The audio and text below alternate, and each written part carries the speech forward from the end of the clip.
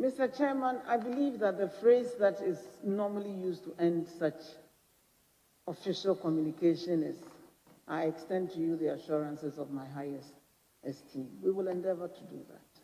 You endeavor to use public service language because you are public. Absolutely, going forward.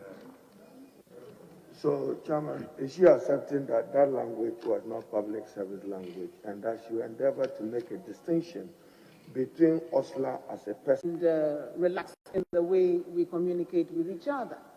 And if that is now being elevated to the point of official communication, then it puts me at a bit of a disadvantage in knowing how to relate to people informally.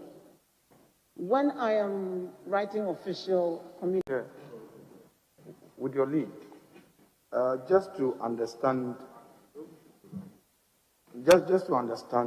the contention here, the language which is a subject matter of this interrogation, you mean to say it was an informal WhatsApp communication between you and the person, which WhatsApp message has now been printed?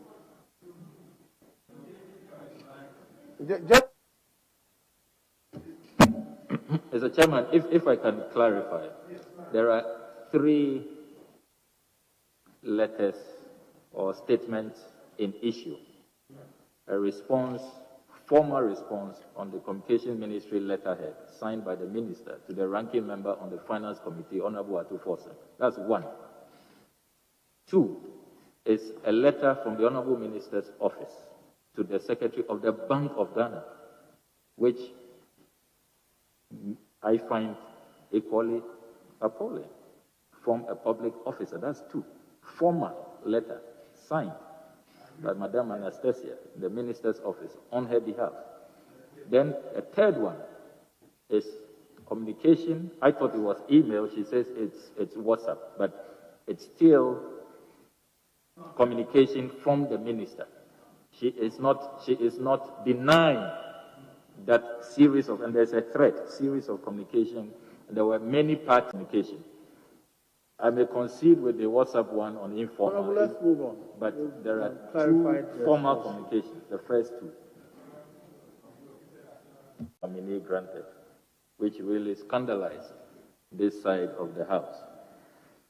We have staged a walkout of the State of the Nation address, which is part of the democratic tools available. Our colleagues boycotted the 2013 State of the Nation address by President Mahama. There were many boycotts on both sides, even constitutional promulgation and all of that have been boycotted. There have been walkouts on several occasions. And yet when we walked out on the 20th of February 2020, the minister-designate described us as a group that had taken leave of their senses. They have taken leave of their senses. Does the Honorable Minister-designate agree that she owes us an unqualified apology? The video is available, Mr. Chairman.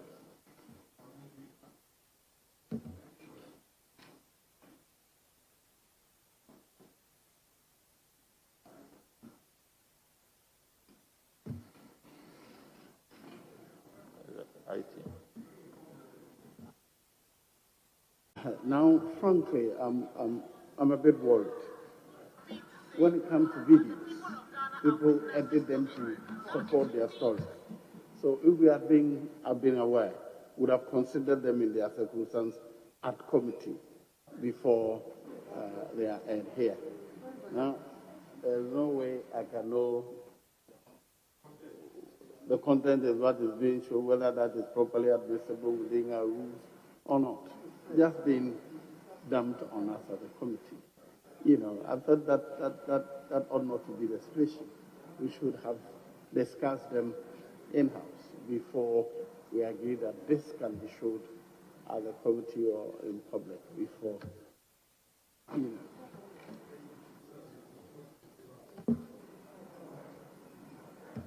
Chairman will be guided, but just accommodate it. If they say and she has a contrary view, she can state that for our purposes. But I shall have brought that to your attention. without reason. It looks as if they've taken leave of their senses, excuse me to say, particularly when their leadership also indulges in this completely unnecessary and senseless exercise. Now on their reason also indulges in this completely, excuse me to say, particularly when their leadership also indulges in this completely unnecessary and senseless exercise. But staging a walkout which is uncalled for,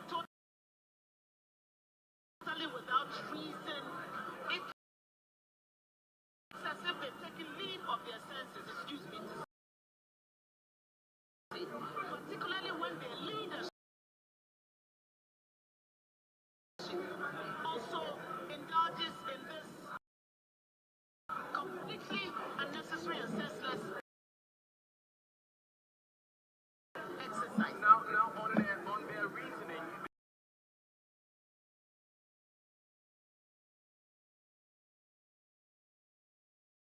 they will be speaking at 1 p.m., but we have got some.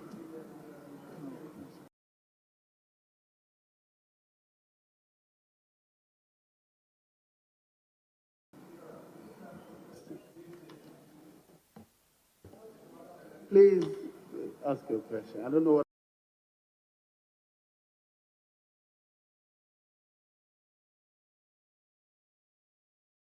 You heard, members heard, but looks like the same thing that is being repeated over and over again. Yeah, Mr. Chairman, the expression, they have taken leave of their senses, is an outright insult. It's most offensive. And this house, this side of the house, feels scandalized by it. We are hurt by it. The nominee, I believe, owes us an apology because it is not acceptable to call colleagues, honorable members of the House, all of us, not even some, all of us, that we have taken leave of our senses. Mr. Chairman, if you listen to the full tape and you do not situate what you're saying in context, then maybe what the member is saying may be justified. But what I said is, it looks as if they've taken leave of their senses. Excuse me to say. It's there. If we could just play it again, we would all hear exactly what I said. It looks as if they've taken leave of their senses. Excuse me to say. So even there,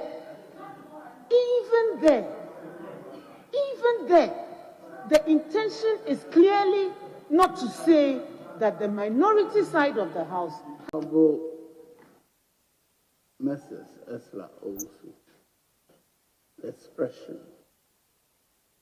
is the side on which you can say they are offended. However, I say, are you willing to say you're sorry to them?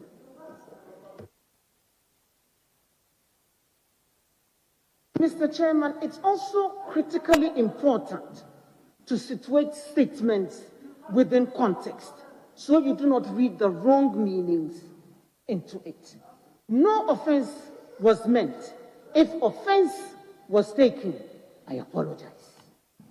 Chairman, so can we request that the nominee, in order we rely on it, you make available to us the full tape of that particular recording, qualify it with excuse me, and that becomes justified. He's saying that we take objection.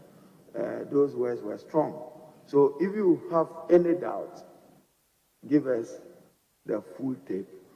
We would look at it, we would analyze it. Honorable, you are, before Chairman will say out of order, kindly get Mr. Chairman, even listening to the tape that was played here, that statement is made over and over and over again, right in this clip. We can play it again. for the avoidance of doubt. But it says so clearly. It looks to me as if. It doesn't mean you have. And I have said so again. No offense was meant. It is a description of the conduct, and I'm entitled to my opinion as well, with all due respect. It is because no offense was intended that, in my view, as you should be given the opportunity to say, I did not intend to offend you. Yeah. So, Honorable, yeah, I don't think that for its purpose, anything beyond this, we can use it for. Yeah, so, Mr. Chairman, her answer and her response is not clear. Is she questioning the video? Or she just relates to the radio closures? The Honorable nominee in an earlier response said that it was not targeted, it was not selective. But I have here a report from the Media Foundation for West Africa, which checks on the NCA's website today, May 13, 2019, for example, indicated that both Radio XYZ and Radio Gold were listed among the list of authorized FM stations in the country as of the last quarter of 2018. If one were to, this then leaves one with the question, if stations that had not renewed their licenses were to be shut down, why penalize some stations and leave others, unquote. Media Foundation for West Africa, pointing to selectivity. How do you respond to that? And please, if you can also tie that in, you indicate that you charge the NCA to enforce their laws. Did you ask them to close down the radio station, Radio XYZ and Radio Gold, in the way and manner they did it?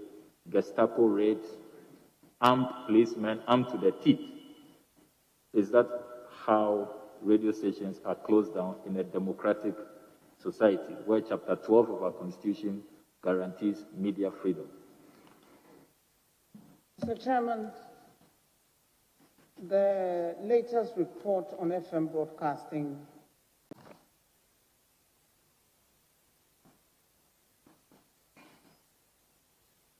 the audit was conducted in March 2017 to, among others, assess all FM radio broadcasting authorization, excluding public FM stations operated by the Ghana Broadcasting Corporation, identify stations with expired authorizations and those that have not commenced operation within the stipulated period. It was also aimed at recommending appropriate actions for the various cases of regulatory infractions, as well as improvements in the authority's internal working procedures.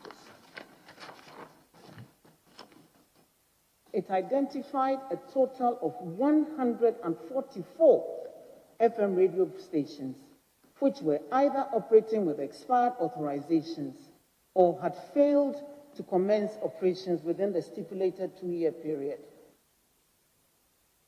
after the grant of their licenses. And there's a table which indicates who did what.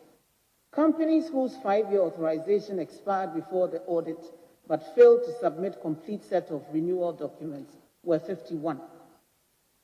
26 companies applied for renewal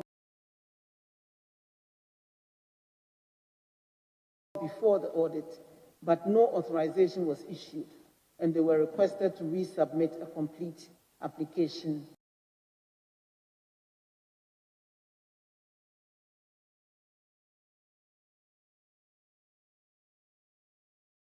because their application was incomplete. 18 had been issued provisional authorization before the audit, but hadn't paid the fees in full by the time of the audit.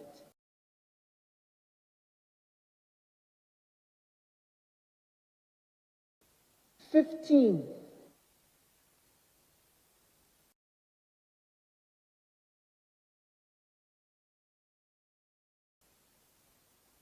had failed to commence operations 2 years within the time that they were granted authorization, even though the authorizations were still within the 5-year validity. And then the rest, 2030, were community and campus FM stations that emanated, 34, that emanated within, that fell within the audit.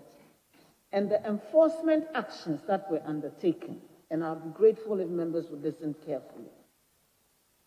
Following the recommendations of the audit report and the decision of the Electronic Communications Tribunal in the case of the Ghana Independent Broadcasters Association versus the NCA, the authority shut down 51 commercial FM stations for failure to submit complete set of renewal documents prior to expiry of their authorizations. In effect, they did not have a valid authorization, and that included Radio XYZ and Radio Gold. They were not targeted out for special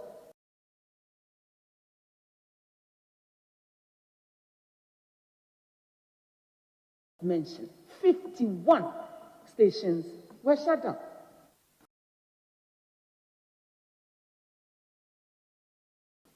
Five community FM stations who also failed to submit a complete set of documents following the amnesty granted on 20th October were also shut down. A total of 15 commercial FM stations were fined as a penalty for failure to commence operations within the stipulated period. Now, the tribunal, in its ruling in the GBC, GIBA and NCA case, further indicated that a renewal application submitted after the expiry of an authorization is not a valid authorization, and the affected FM stations needed to apply for fresh authorizations. Out of the 51 FM stations that were closed down, 41 have applied for new authorizations, of which 28 have been processed, and the remaining 13 are also being reviewed and processed. Where in all this does it state, as the Media Foundation for West Africa has stated, that Radio Gold and XYZ were singled out for special treatment? They have got it wrong, and they should get their facts right.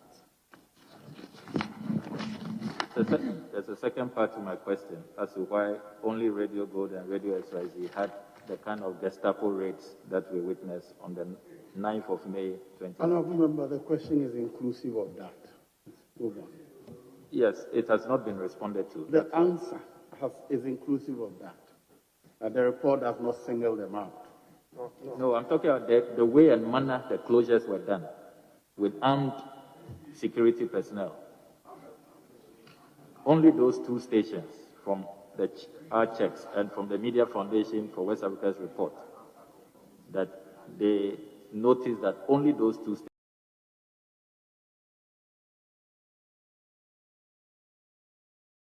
stations witnessed that kind of Gestapo raid.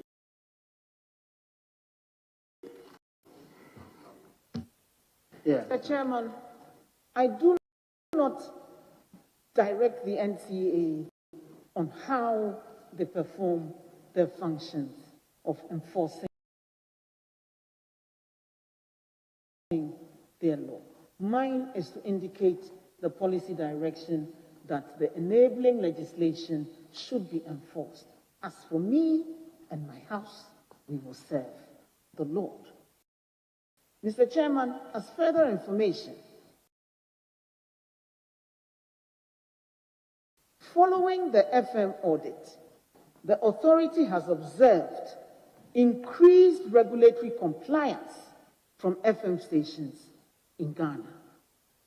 The authorizations, which are due to expire at the end of 2020, people started applying an agency and regulatory authority that let's start applying the laws and the rules and the regulations guiding our conduct in this country, in all sectors.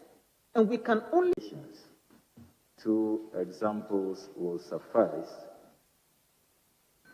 I want to raise the matter to do with a smart workplace that the Honorable Minister said a company called Martin Fracco Limited will execute during the COVID-19 period, for which I see a letter here addressed to the Minister responsible for Finance for the payment of $9.9 million to enable public sector workers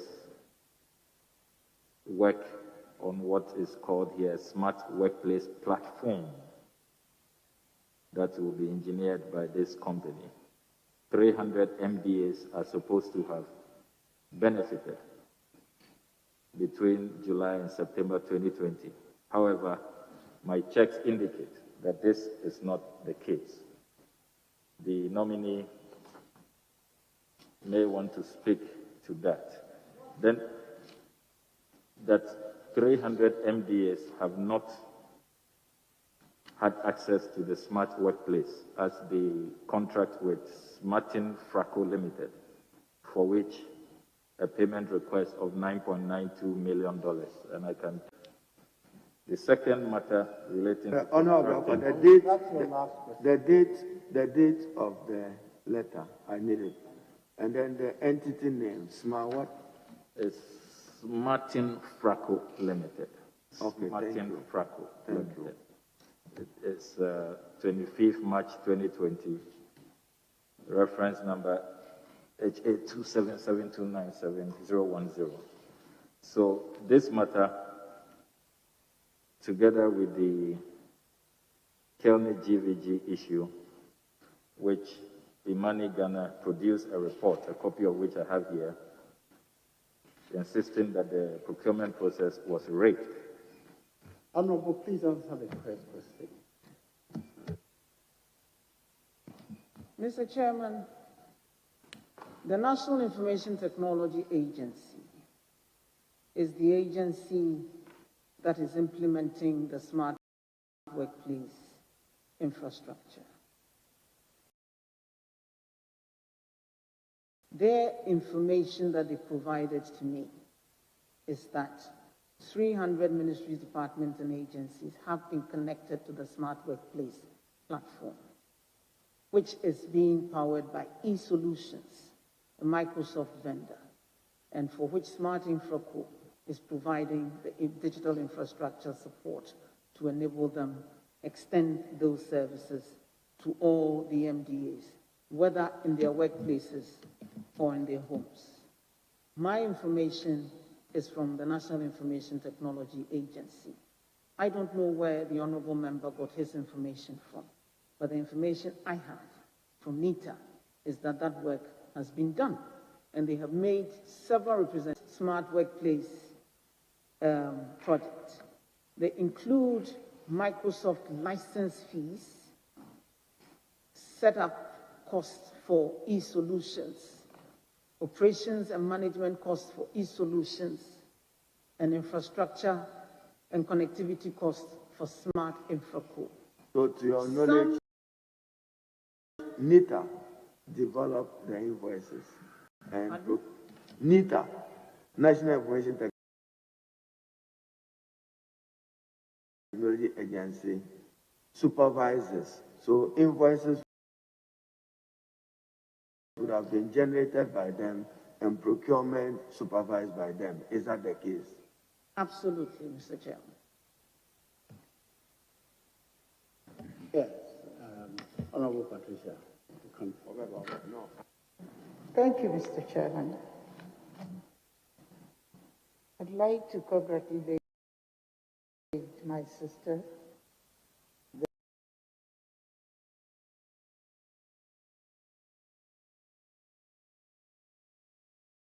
the nominee designate for communication. Honorable,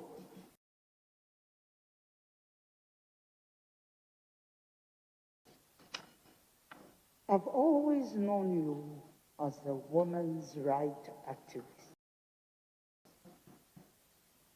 And you conducted with such a passion and commitment that you even earned the commendation and the admiration of my late mom, Mrs. Agatha P.J. Honorable,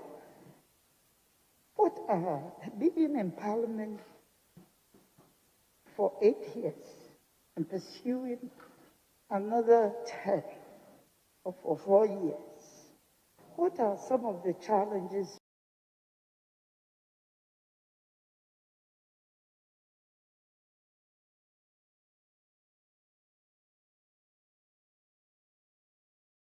women in politics face, and how do we overcome them? Thank you very much.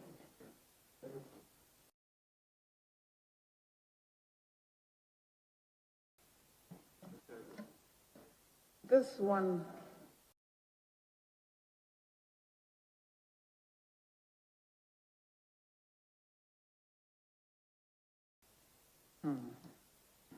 the challenges are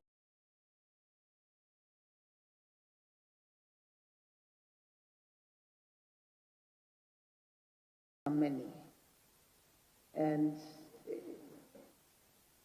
I don't even know if we can even begin to scratch the surface of it in here during this forum. But let it suffice it to say that we are indispensable for the development of any nation.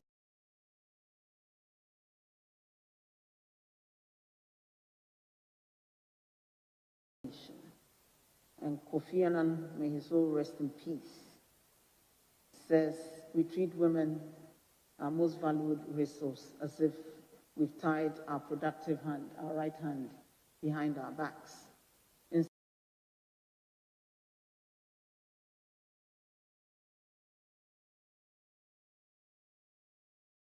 Instead of freeing the right hand to be able to work, we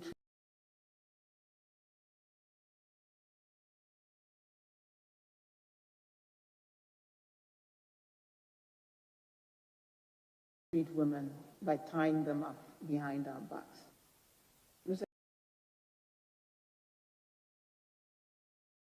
Chairman, as a woman who's been in politics for some time, I think we need to look at the way we fashion out our political arrangement to make it possible for more women to engage in the political arena. The costs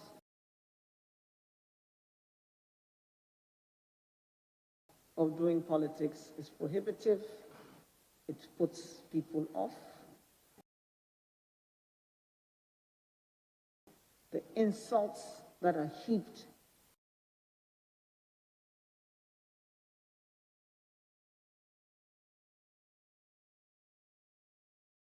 on us merely for venturing to participate in the governance of our country, particularly the sexually explicit laced insults that almost every woman in public life is exposed to, is offensive. The pain it causes our families, those who use that language to us, should think about the manner in which we organize our political arrangements to the meetings we have. For the men, you have your wives at home taking care of their homes and the children, and so you can stay out for as late as you like, knowing that the home is taken care of. Women have to juggle multiple responsibilities and keep an eye on the family as well. So late night meetings, long meetings, and all that are disincentive. Fundraising exposes in politics to all manner of dangers when people make unseemly advances to you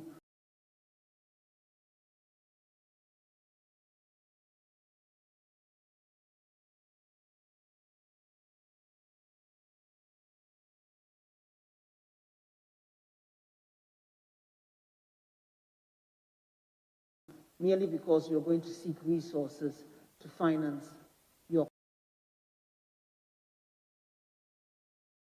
campaign. It's something that we all need to look at and design and fashion out policies which will make it easier for women to engage in politics. You end up having to develop a very, very thick skin. And you are labeled as arrogant because you speak your mind. You don't find men being subjected to that. It's as if we're here on sufferance. And I think we do ourselves a disservice if we make it impossible for women to also engage freely in the political life of our country. I'm sure we can all bear witness to the fact that we bring a different perspective to the conversations. We give a lot more back to our communities. We are caregivers, and we provide an alternative to the conversations at the table. And we are not at the decision-making table on sufferance. We deserve to be there because we represent the majority of the population in this country who also have to have a voice.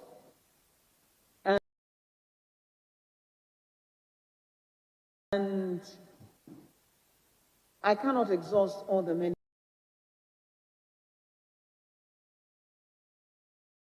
challenges, but there are many, and this is just a snapshot and overview of an area that I feel very, very passionately about.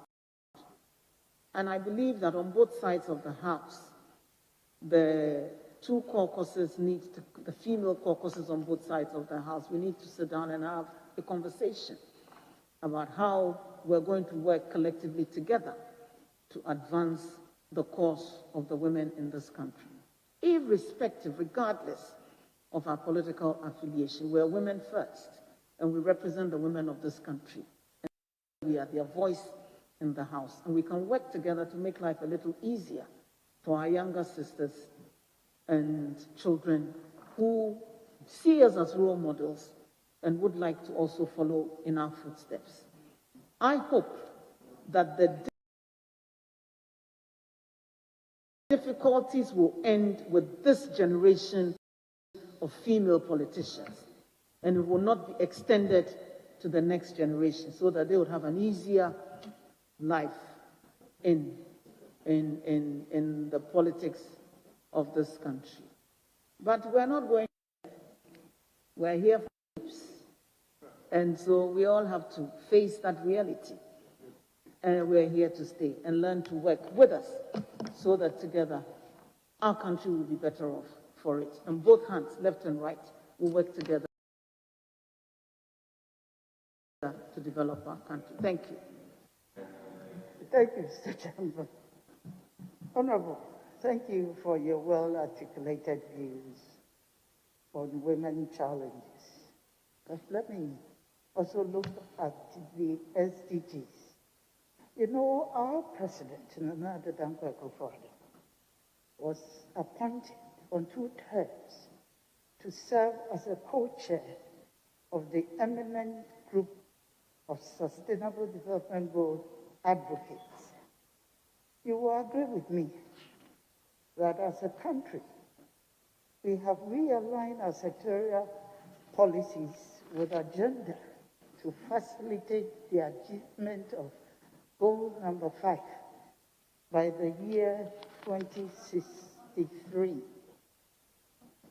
What are you specifically doing to help more women and girls acquire digital knowledge? Thank you. Thank you, Mr. Chairman, for this question. The world is changing. We're moving towards the 4th industrial revolution. If we do not acquire the right skills, we will be left behind. Women and girls also need to be given the opportunity to engage in this space. And since I started life in this ministry, I've taken a particular attention to this area. And so, as I mentioned earlier, there's this Girls in ICT program. We've scaled it up. We are training more girls in the most remote parts of this country. We're encouraging them to also engage in this space. We're not just giving them the practical computer literacy and basic coding skills that they need, even in the work that they do. We're providing them with computer laboratories where they are. And in addition to that, we have a mentorship program, which I think is one of the best things that we could do for the girls. And we expose them to interaction. We give them an opportunity to interact with females in ICT who are working in the technology space. And they share their experiences with them, encourage them, and motivate them to also dare to dream to be an ICT professional in this area. And then we bring the best 100 girls to Accra to spend a week interacting with females in their workplaces as they utilize technology daily. And so they've seen chief technology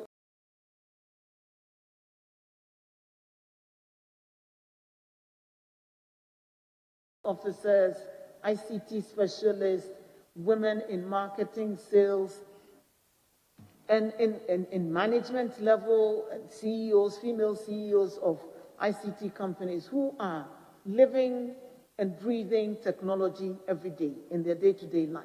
So it's not just an academic exercise for them,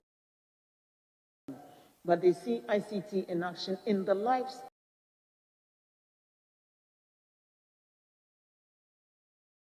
of females in technology. I got letters from many young girls around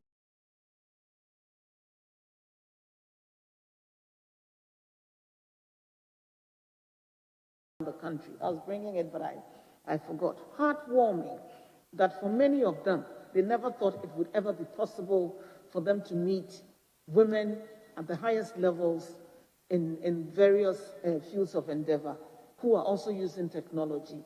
And for them, it's an indication of the possibilities that are available if they also get a career in ICT. One lady said she had planned and decided that she was going to be a nurse, but after that exposure, she's going to be a software designer. A 9-year-old said she's going to design her own robots. And it is heartwarming to hear such stories. So for me, creating the opportunity for women to engage at that level, for girls to be challenged and interested in taking up careers in ICTs is very, very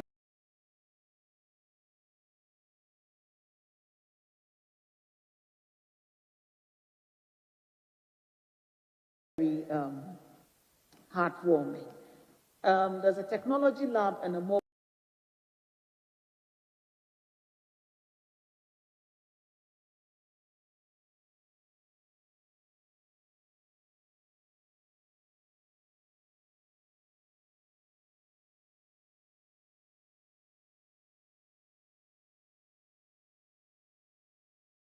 hub that has been set up at the Accra Digital Center and the KNUST. And as part of their mandate, more than 40% of the women, the people they train, must be women.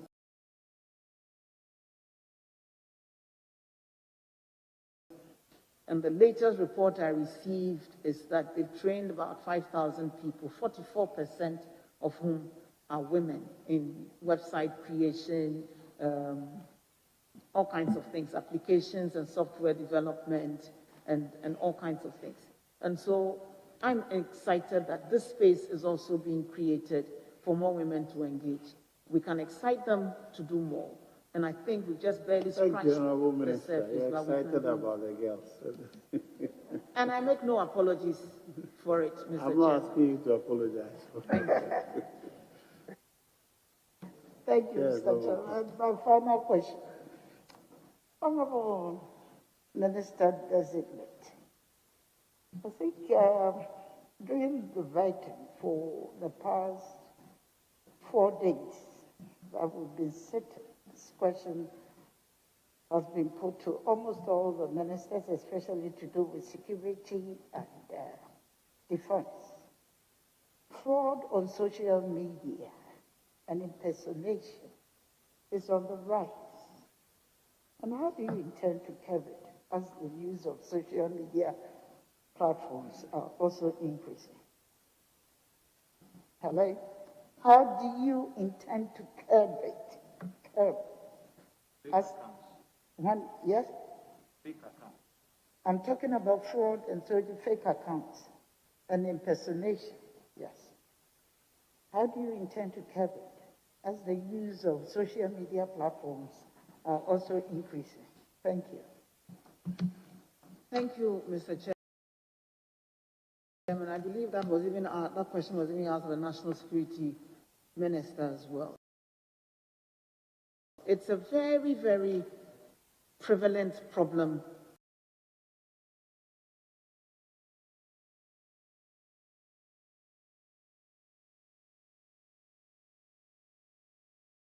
that we face, and almost all of us have had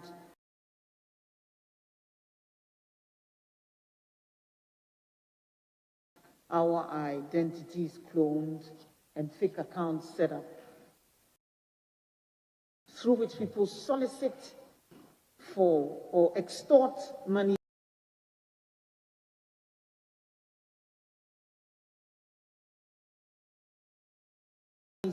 from people claiming the supposed minister or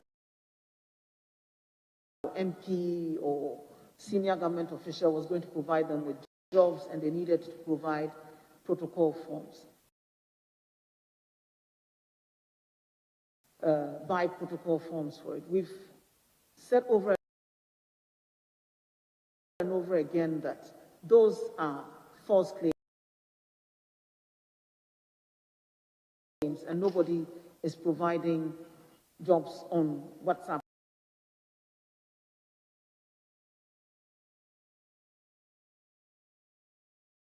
or these social media platforms. The National Cybersecurity Center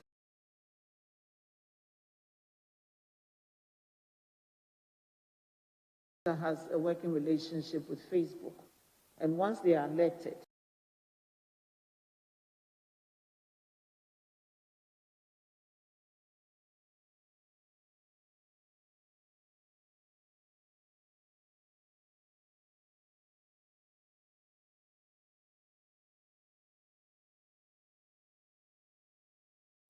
Facebook pulls down those fake sites.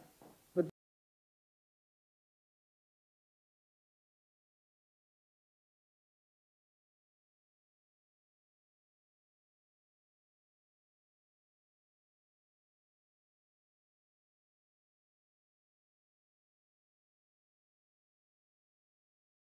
we also need to certify if we are on those social media platforms.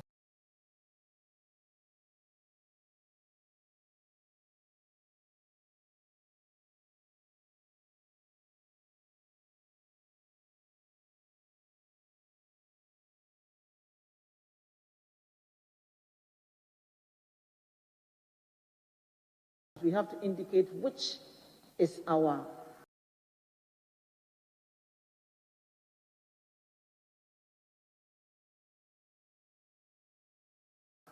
real, authentic page, so that that can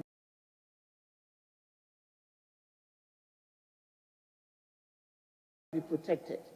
And any other page that is set up using your identity will be pulled down. But as fast as they are pulled down, they pop up. And that is why we believe that registering SIMs and devices will be an easy way of clamping down on those who are using these digital platforms to defraud people, so that we can go against them, because their identities will no longer be hidden. And it's an imperative that we set that infrastructure in place. Thank you, Mr. Chairman.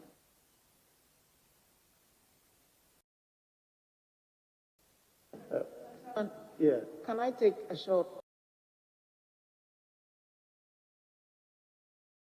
comfort break, please? Yes, you may. So, honorable members, 5 minutes. You take your break and come back. 5 minutes.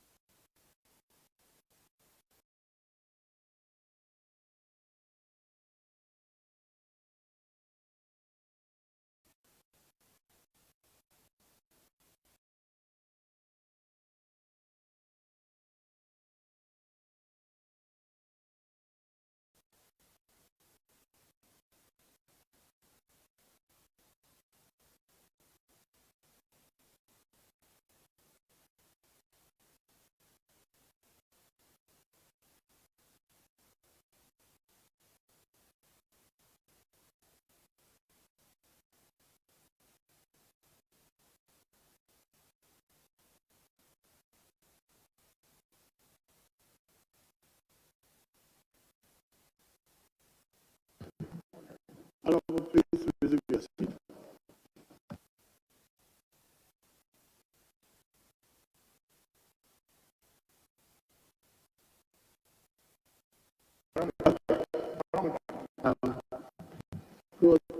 Was anybody on the majority side? Yes.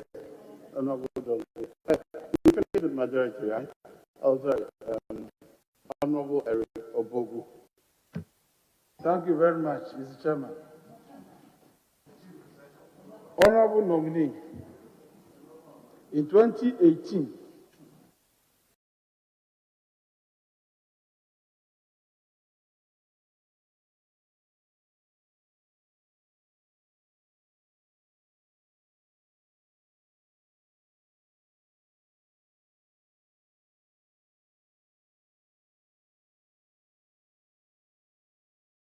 the government secured a facility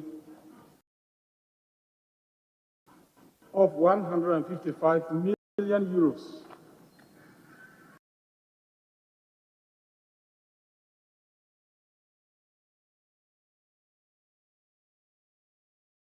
from the Ghana Exim Bank for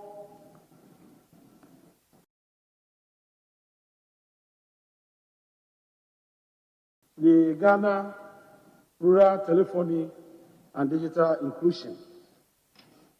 The project intention to close the gap in the digital divide.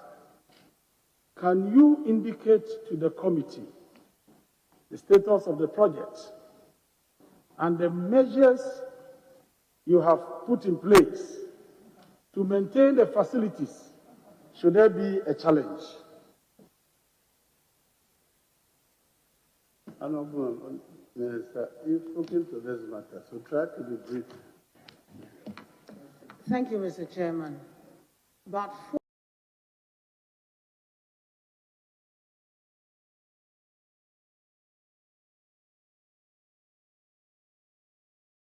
400 cell sites have been constructed since the project was launched. And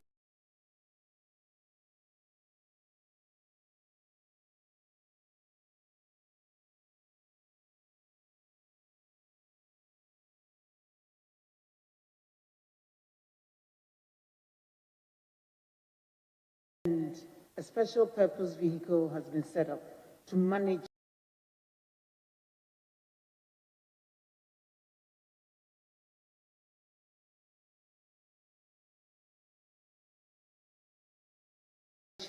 the infrastructure and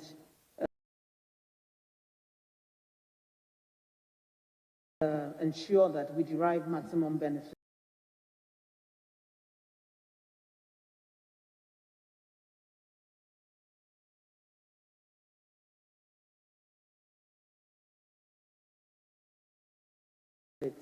From it. They are on schedule and on target to reach their objective by the end of the project period. Thank you.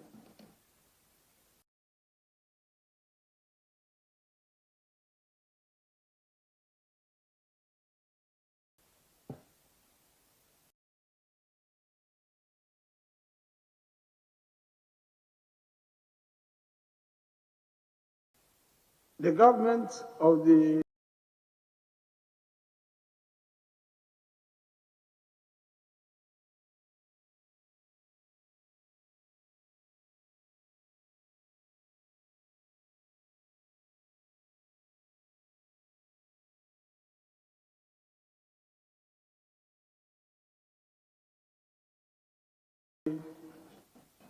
New Patriotic Party, under the leadership of Nana Owusu-Ekuful, made a promise to provide free Wi-Fi to all senior high schools in the country. The contract was awarded. Can you indicate to the committee the number of schools that have the Wi-Fi as we speak, and the cost of that project. We Yes, work, Honourable Minister. we work with the Ministry of Education, who are the actual implementing agents for the school Wi-Fi project. My information is that about 90% of all the senior high schools in this country are connected currently. I don't have the exact figures, but the Ministry of Education should be able to provide it. Thank you. And they would know the full cost of it. I believe connectivity has been written into a budget line, has been provided under the free senior high school project to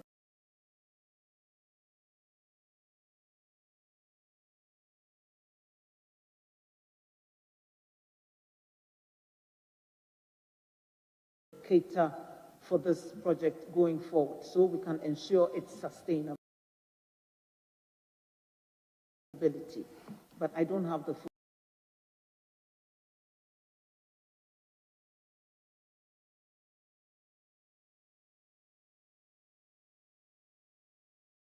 details of it.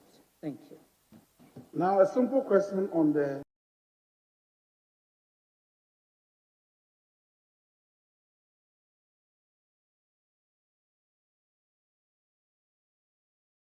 floating bridge. You recall you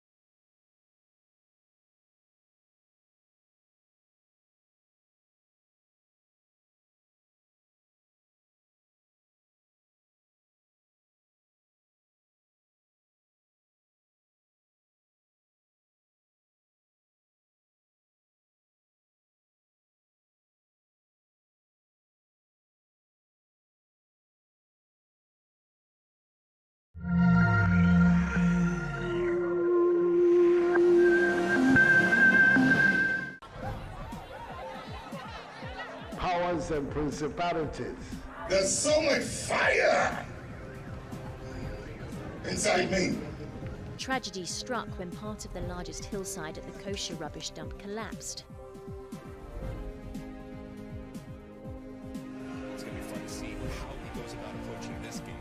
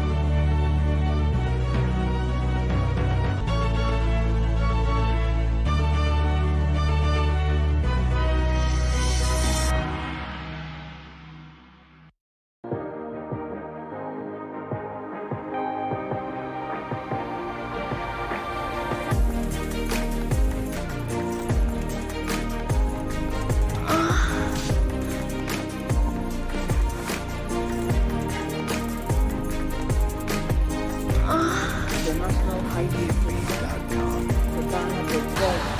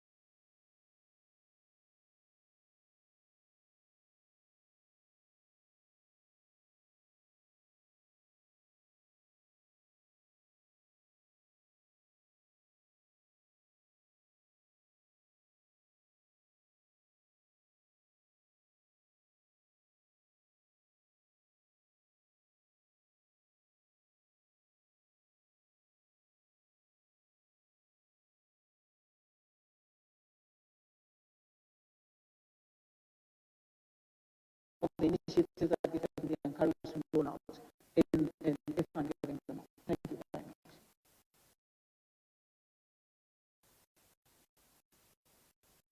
Honorable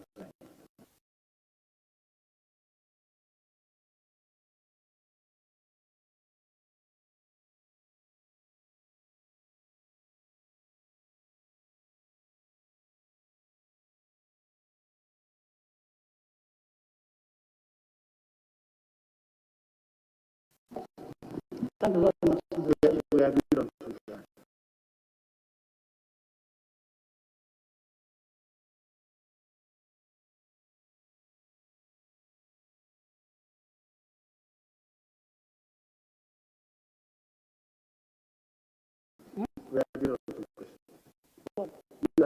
We agreed on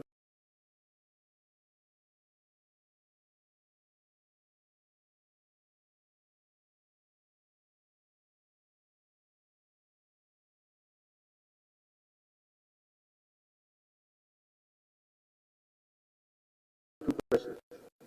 We agreed on two questions.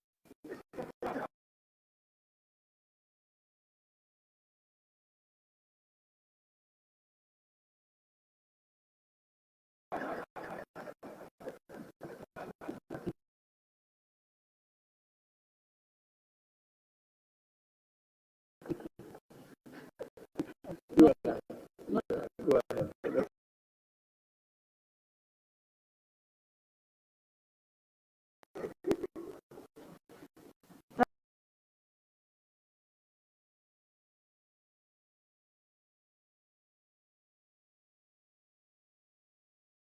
Mr. Chairman, the honorable me is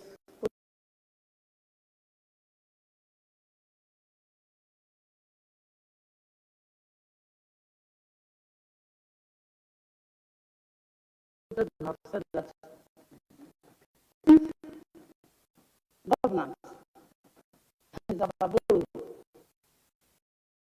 her 18-year-old son to have run Ghana better than President Mahama.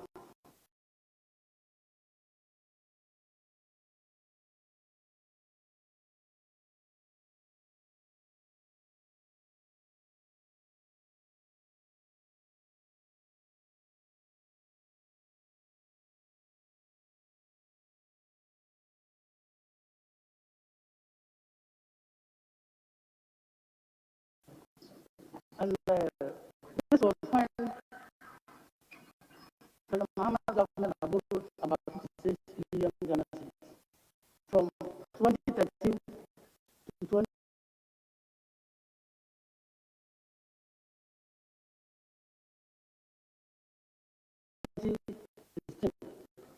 Now, another government from 2017 to 2020 has borrowed close to 170 billion Ghana cedis. Do you still stand by your position?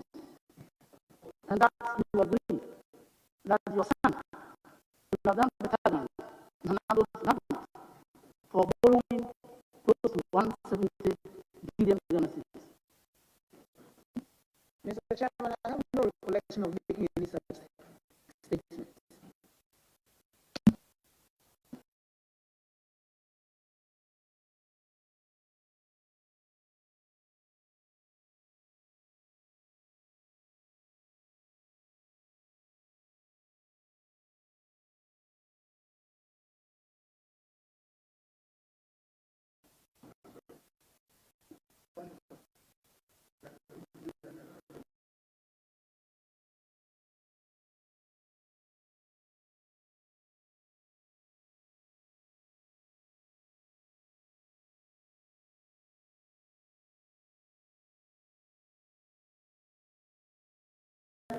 The act that established those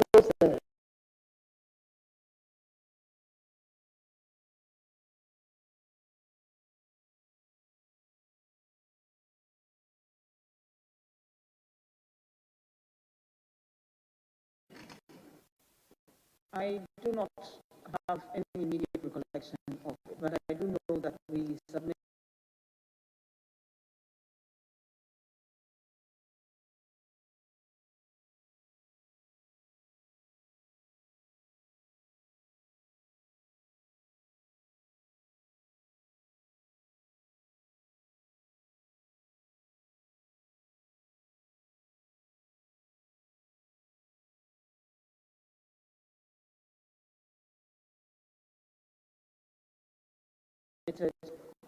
our annual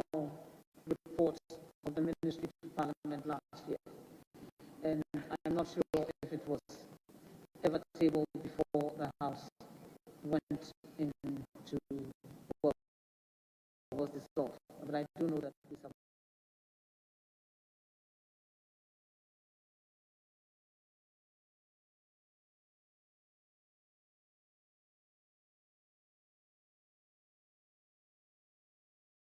submitted it.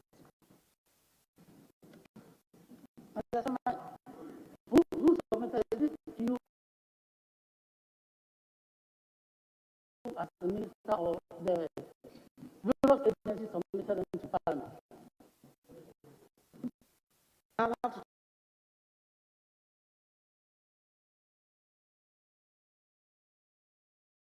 check. I don't have it. I don't remember. I'll have to check.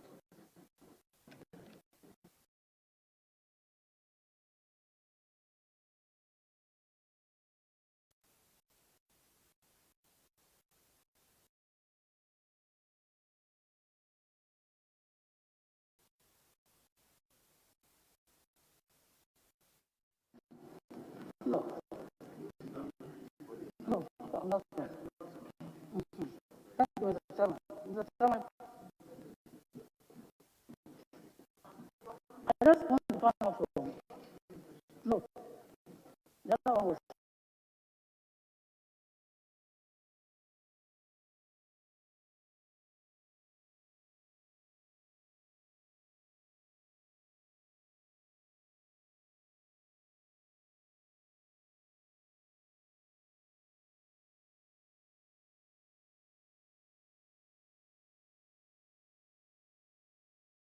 our top NCA, who had direct supervision of MTN.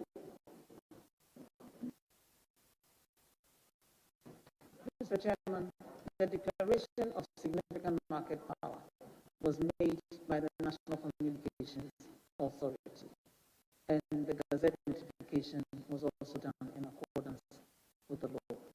The minister didn't do any such declaration, and the records are clear.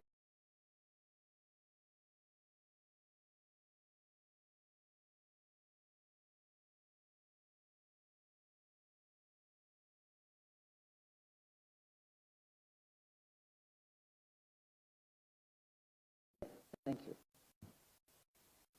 Thank you very much.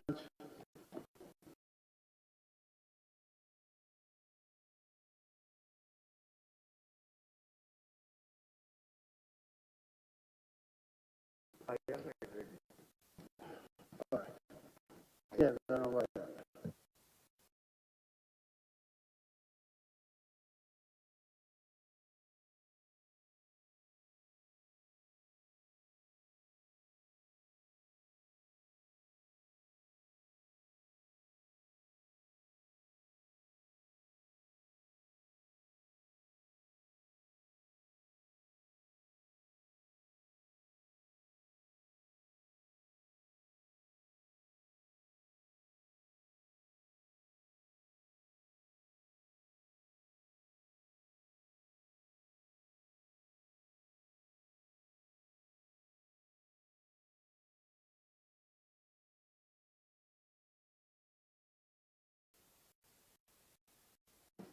Thank you very much,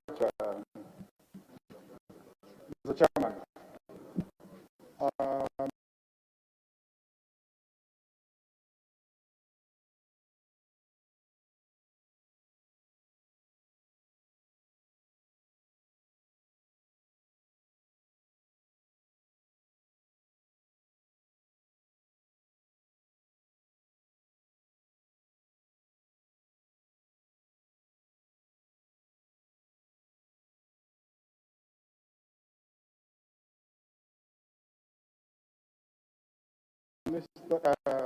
Madam nominee, in your earlier answer to the Kalni GVG,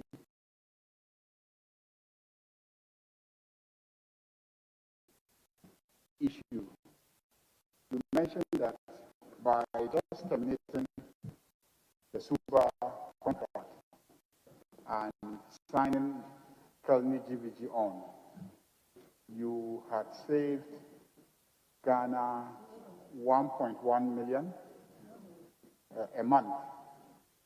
So we're assuming that multiplied by the duration of the Kelny GVG contract.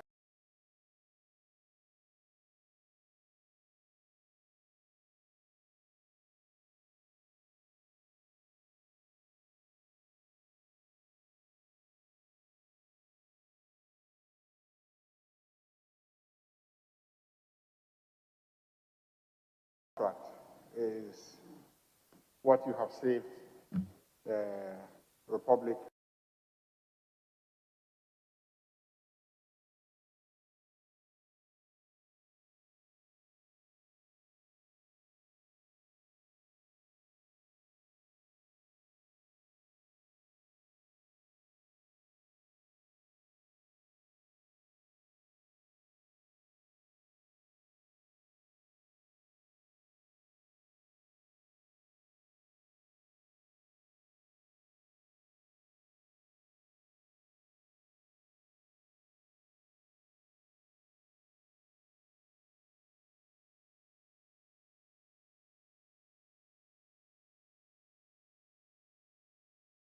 What has happened in the past is to say whatever you raise in terms of revenue, you get X% of it.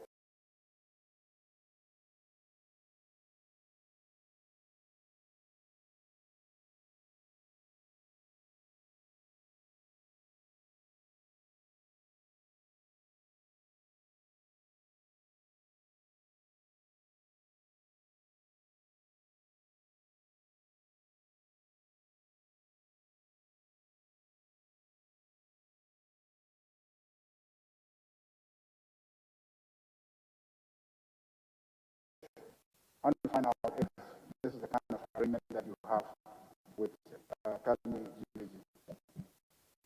No, it was a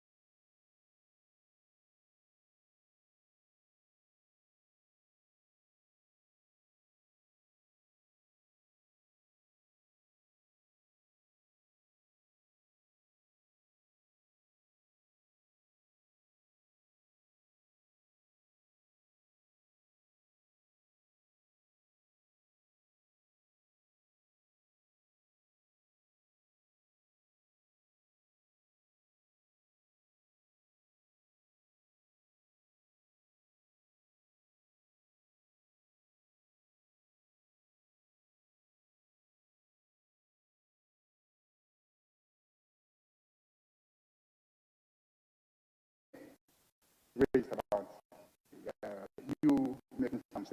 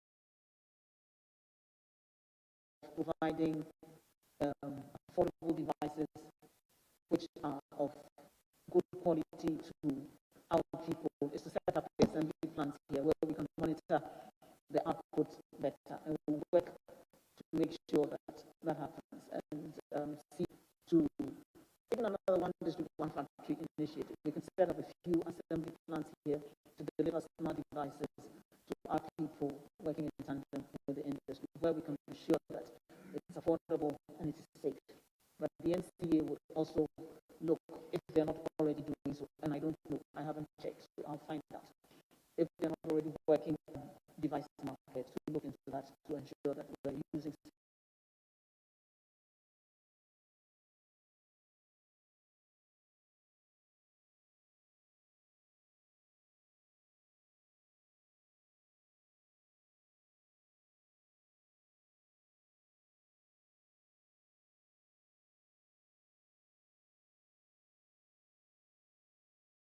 that. Thank you.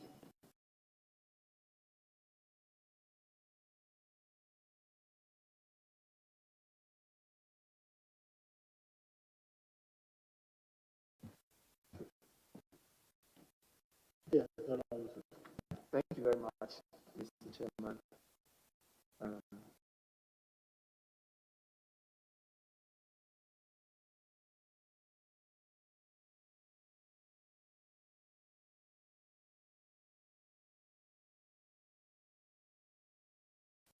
I would want to make a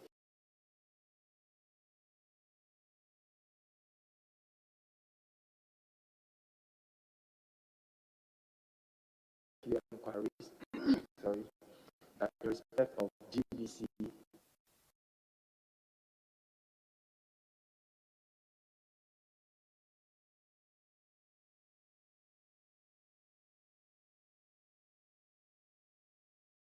channels closure. And I'm making these inquiries vis-a-vis Article 162 that guarantees press freedom. Recently, it has been your desire as a minister, a former minister,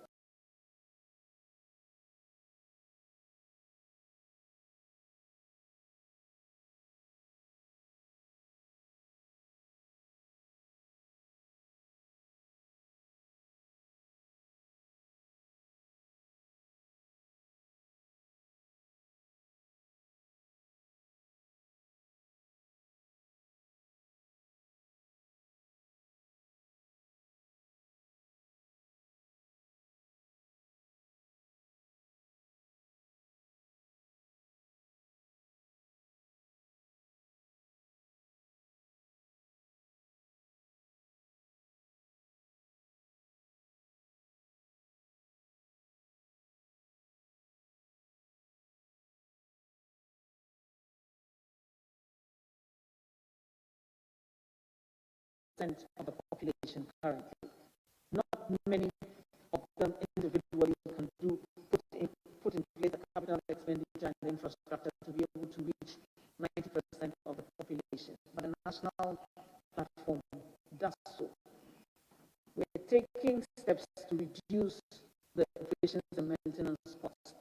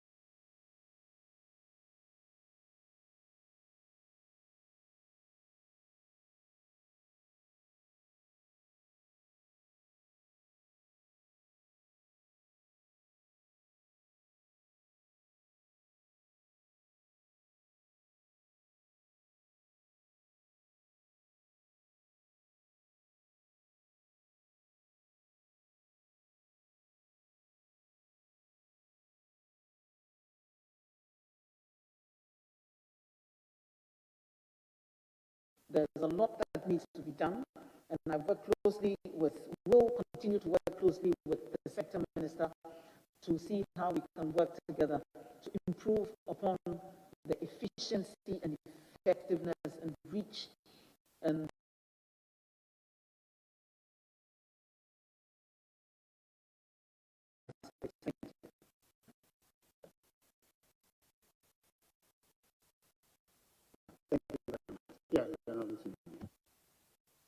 Thank you very much, Mr. Chairman, for the opportunity. The Chairman, maybe quickly 3 things to note before.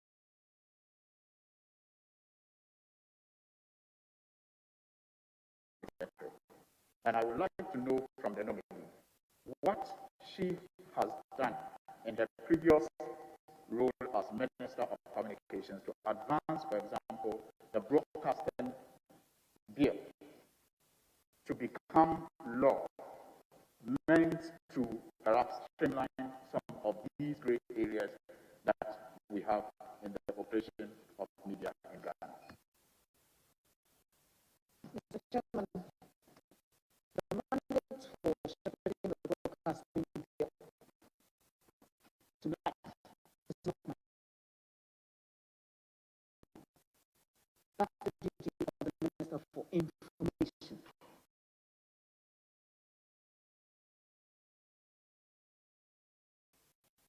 Who is in charge of the content and the media houses operating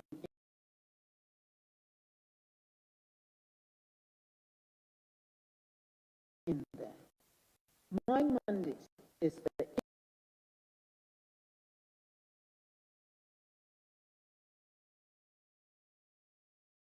infrastructure on which those services would run, and it is separate and distinct from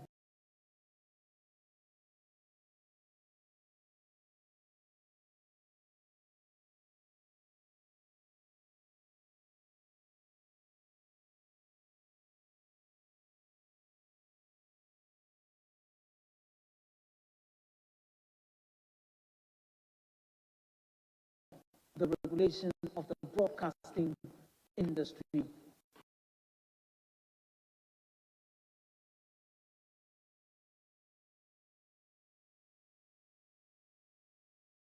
in Ghana. That's the remit of the Minister for Information. However, because the work we do impacts so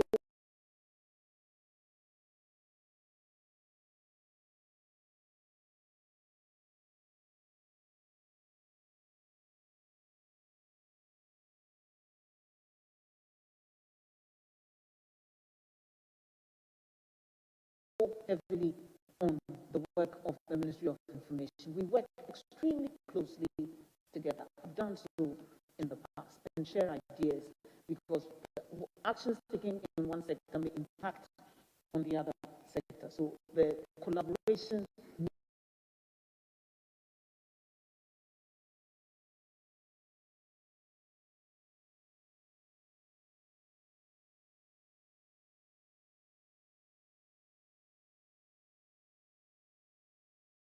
needs to be in place, and it is. And so I have indicated to the Media Commission, I've indicated to the Minister for Information that whatever we can do to facilitate that process, we will do. And if given the nod, we will continue to work with them because it is important that that legal framework be put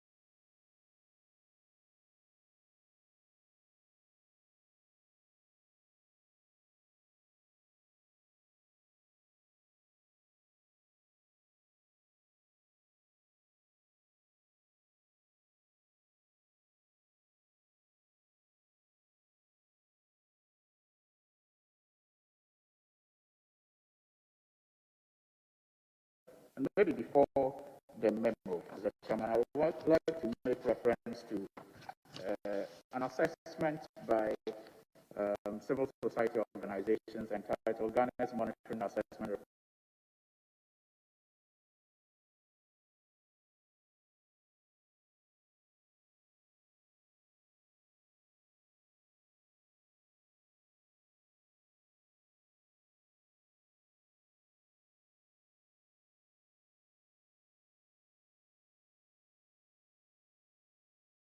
report of open contracting comments, a look at the status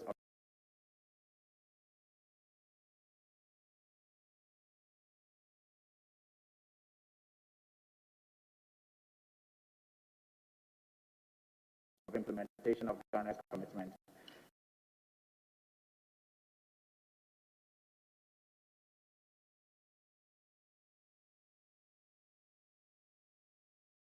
in the third national plan of the OGP.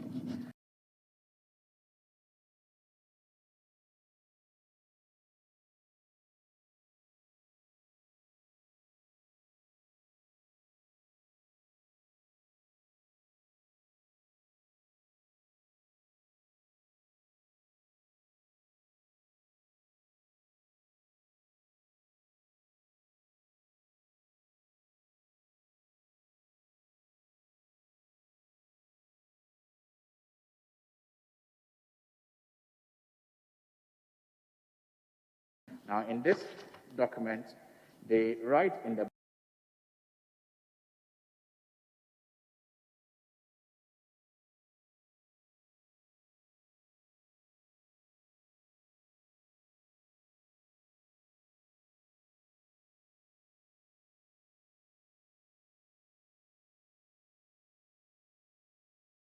background, quote, corruption in Ghana mainly involves misappropriation of public funds for private gains to the detriment of citizens' welfare. The relevant portion says a recent example is the Kelny GVG corruption scandal involving a contentious award of $89 million contract by the Minister of Communications to Kelny GVG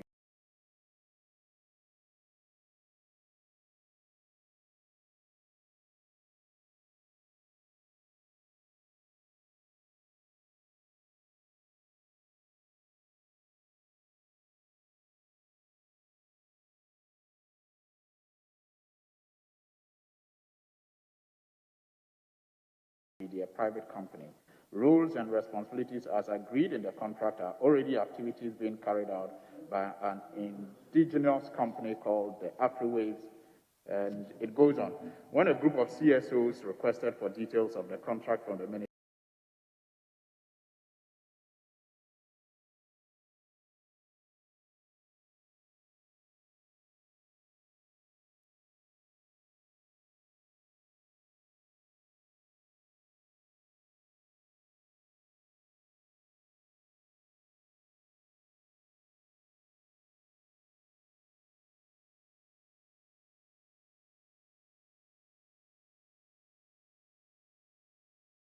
we're working in this area because it is a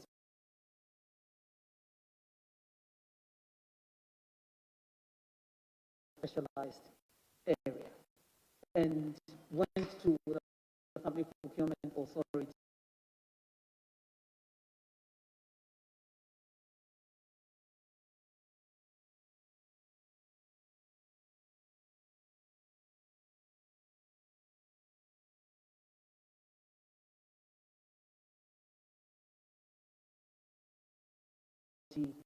for the right to do restrictive tendering and was granted. Their processes, I think they use the World Bank standard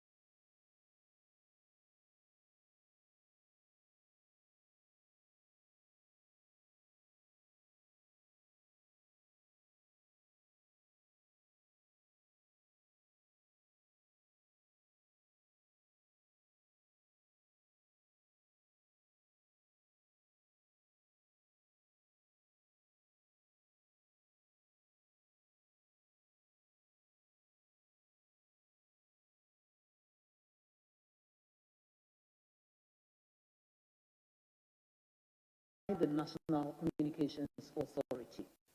And they presented a report to me. They got approval of the Central Tender Review Board, which I believe is mandated to oversee this whole process. We rely on them to guide us, and if there's anything wrong, they will bring it to the attention of the tenderer. And Mr. Chairman, so is the nominee defending the fact that 3D TV Properties Limited, Eon Logistics, and Atlantic Access Limited all pre-qualified to have been part of this restricted tendering process?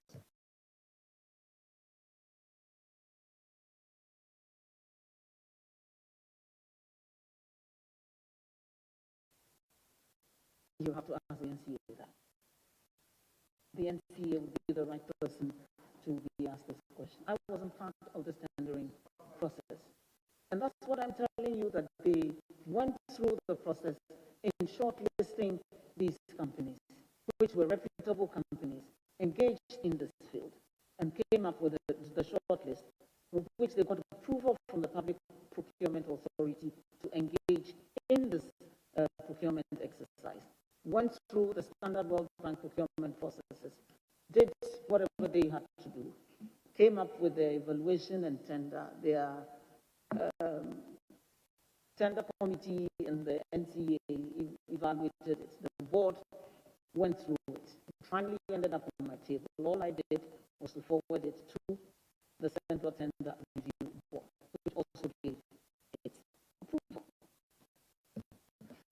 We have the GPS address system. How much did Ghana pay Google, and how much do we pay annually? Did we pay Google? And if that is if we did, and if we are indebted, if we pay them annually?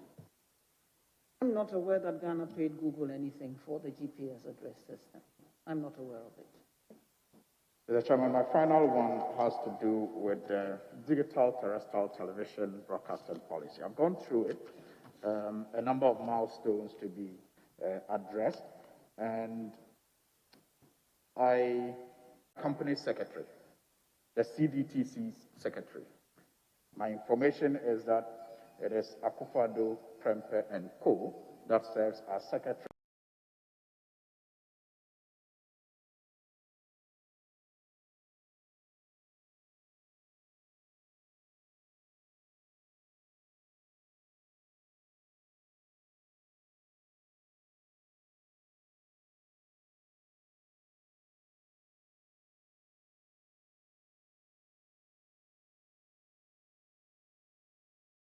Just a second. Thank you.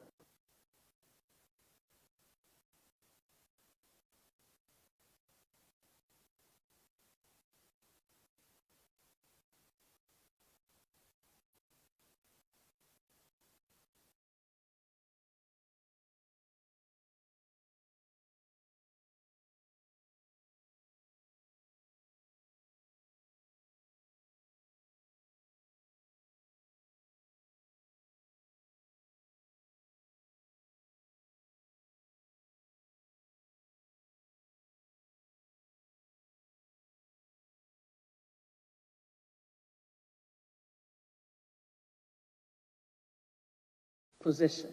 So the regulators are working with the operators in the region to give effect to the decision of the ministries and the ministers and the heads of state, so we can have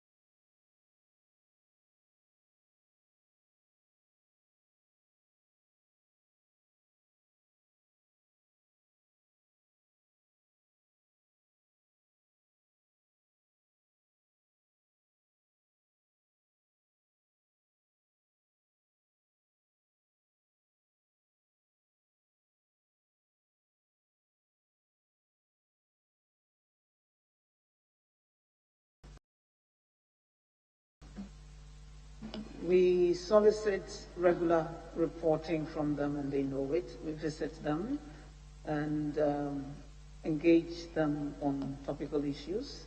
We have discussions with them. They are the technical lead, so they bring suggestions and recommendations about possible policy interventions that can come in place, that can be taken on board. We discuss them. And so there's very regular interaction between the ministry and the NCA and regular reportage from them on the work that they do. So, Shama, I want to believe that almost everything that they are doing, you are in the know. Almost everything that they are doing, you are in the know. Don't get involved with the day-to-day operations. No, with the briefing and everything they give you. Reports. You are abreast with the things that they are doing.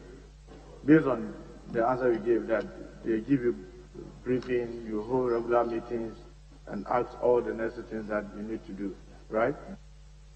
The question was almost everything that they are doing, I am in the know. The answer is no. So you don't deal with the day-to-day? Yes. Okay. But so is the agencies, other agencies under your ministry? I have about 10 agencies under the ministry and have regular interactions with all of them as well. Are you aware that none of the agencies under you have submitted its annual report to this House from 2017 to date? Thanks for the timely reminder. We will ensure that they do so. No, it's just not a reminder, because if you are following the activities very closely and such an important function that they need to perform through you to Parliament, and none of them 4 annual reports. Let's even take 2020, because we are just in February, where the law says 6 months after the year. And from the 3 reports, none has submitted, and you are the supervising minister, and you didn't find anything wrong with it. Not a question of not finding anything wrong with it. I'll say that it's been an unfortunate oversight. Do you have a checklist in the ministry to be checking the things that they need to comply with by law, especially that has to do with Parliament? Could you please repeat the question? I'm saying that do you have a checklist of activities that the agencies under you need to perform, especially with regards to Parliament? Checklist? No, I don't. You don't? Honorable Nominee, you were a member of the Communication Committee before you became the Minister for Communications. Am I right? Yes. How long did you serve on that committee? Pardon? How long have you served on that committee, on Communication, Committee of Parliament on Communication? I think I was on the committee from 2013 to January 2017. So you've been on that committee for 8 years? 4 years. 8 years, right? 4 years. Or 4 years. Mr. Chairman, the minister said they needed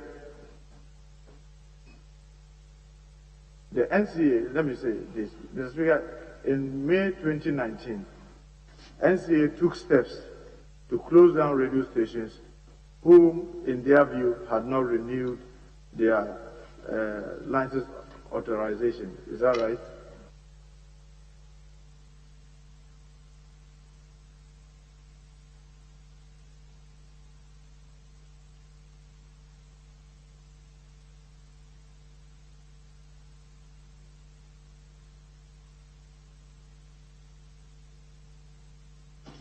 Between 2017, the enforcement action started in 2017. The closures, I'm talking about the closures. The enforcement action started in 2017. But the closures were in 2019. Not that I'm aware. I'm saying the exercise started in 2017. That's the report that I have. Was there any radio station or stations closed prior to 2019? Periodically, even outside this exercise, those stations that require to be closed down by the NCA, I believe, are closed down. So it's possible that some were closed down in 2019. I wouldn't know. When the closure came, did you hear the public outcry about this radio station has been closed down and all the noise? You heard it? I came to this house to report on it. Yes, I heard it. And did you try to get NCA to tell you how they went about it? I get regular reports from the NCA on this matter, since it's a matter of great public concern. Did you find out from NCA whether they were taking the yearly regulatory fee from these radio stations without reminding them to get the authorization renewed? The question again, please. NCA was taking regulatory fee, yearly regulatory fees from these radio stations. I don't know. But you are the minister. You bring their fees and charges. I don't get involved in the day-to-day activities of the agencies under my ministry. That's not my mandate. I supervise them on the policy. The board is responsible for their operations and management, the day-to-day operations and management, not the minister. Okay, so you couldn't have known or asked them whether they've been taking the yearly fees from the radio stations? I didn't hear the answer. I didn't hear your answer. What was the question?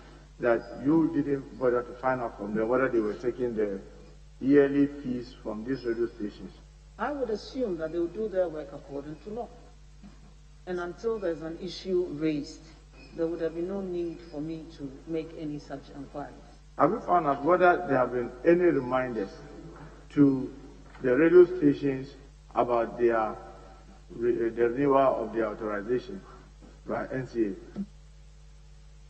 The report that they submitted tells me that there is now improved regulatory compliance. They now have more visibility on who is due for what because of the exercise that they undertook. So it has improved their own regulatory oversight of the sector, and more people are complying. So I would assume that going forward, after this exercise, they have instituted measures to ensure that reminders are sent out in a timely manner and follow-ups are also done because they have offices around the country. So you are assuming that before now they were not doing that? I don't know. I can only talk about what's happening. I will find out from them whether they had done that in the past. Because I you will said find out. Some were have not renewed their authorization for 16 years. And I thought that as the supervising minister, you will find out from them whether they have been reminding them and they've been ignoring.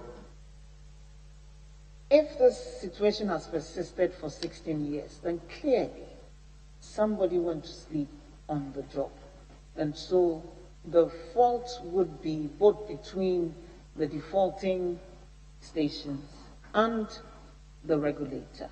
And that's why I have told them that they should enforce their laws and regulations in accordance with the law and not go to sleep on the job. I don't know, whatever happened in the past has happened. Okay. Let us guard against any similar occurrence going forward. And so it has been my interest that they institute the proper policies and programs to ensure that they will do their work timeously, efficiently, effectively, and in accordance with the law. I agree with you. Some people might have gone to sleep. You were the ranking on communication. No, I was not. But you were a very active member of the communication committee. Member of the communications committee. You were a member of the communication committee. You were supposed to play oversight on both the ministry and NCA when you were in parliament here. Did you ever find it necessary to raise this issue with the ministry and the NCA then about the renewal of authorizations? I don't recall this matter ever coming up when I was on the committee. You never recall this matter came up in the committee? Nope. But you could remember the moment you got to the ministry that there was this anomaly that needed to be enforced. I read the notes that were before me and perused the legislation before me and directed all the agencies under me, all the regulators under me, to enforce their legislation and their regulations. Mr. Chairman, the nominee was playing oversight on NCA. She has told us that she has gotten a lot of briefing and she takes a lot of reports from them. Did you hear the concern about unfair treatment with regards to the implementation of the directives that you gave? I got a lot of appeals from affected stations and sought the response of the regulator to those appeals, and they responded, and that led to some of the measures that were taken to reduce the impact on the affected stations, like the reductions in the fines, reductions in the length of the fines. I believe one of the interventions that the board took before the tribunal ruled was to limit all the fines to 12 months. So even those who had infringed upon the law for 16 years, they were only subjected to 12 months of fines. So various interactions took place to address the concerns that were brought to my notice and the board's notice. Did you take steps to ensure fairness in the implementation of the closure? As the minister, having heard a lot of complaints from people in the general public, on social media. Once the Electronic Communications Tribunal gave its decision, the NCA was obliged to enforce those directives. And that is what led to the closure of the stations. Mr. Chairman, I want to take her to the website. And to be precise, 2018, the 2018 report on the website of NCA. And Mr. Chairman, you will notice that on the website, a number of things are required. One, you state the name of and address of the company. You also state the date of first authorization and then the date of last renewal authorization. Then it will indicate the frequency, whether the start is there, whether it's on air or off air, and then the location and the type of station. So, Mr. Speaker, that's what is on the website there. Mr. Speaker, I want to take us to page 19 of this on the website.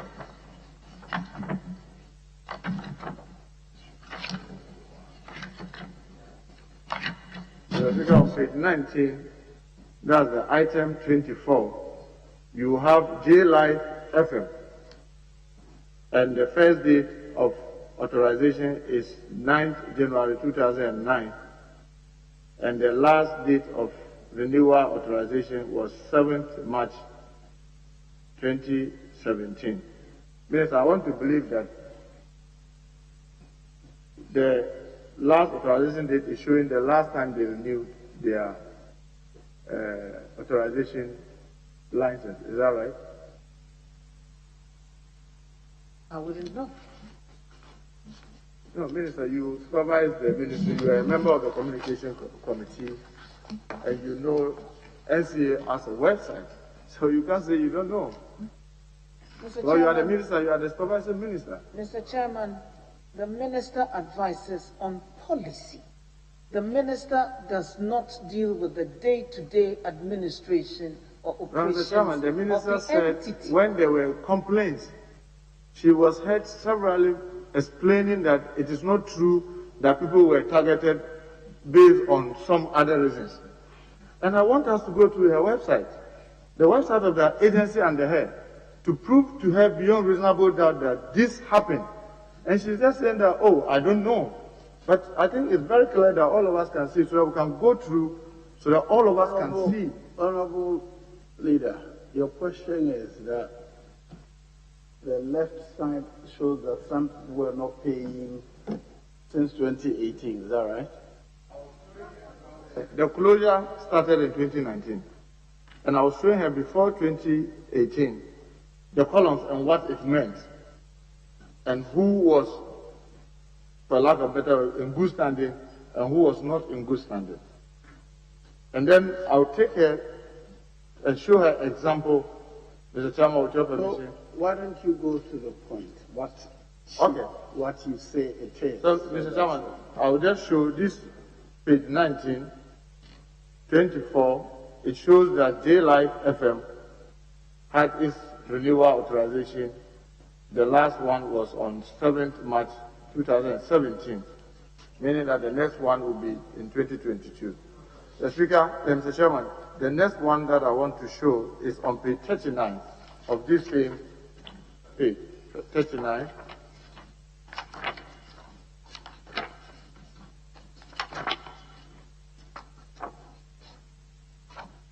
Mr. Chairman, I'll just show you the second number 2 is Radio Gold.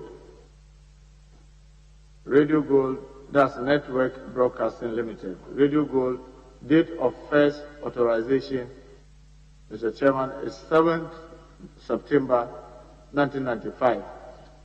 And the date of last renewal authorization is blank, showing that as of 2018, there's no any indication the last time they renewed their authorization license.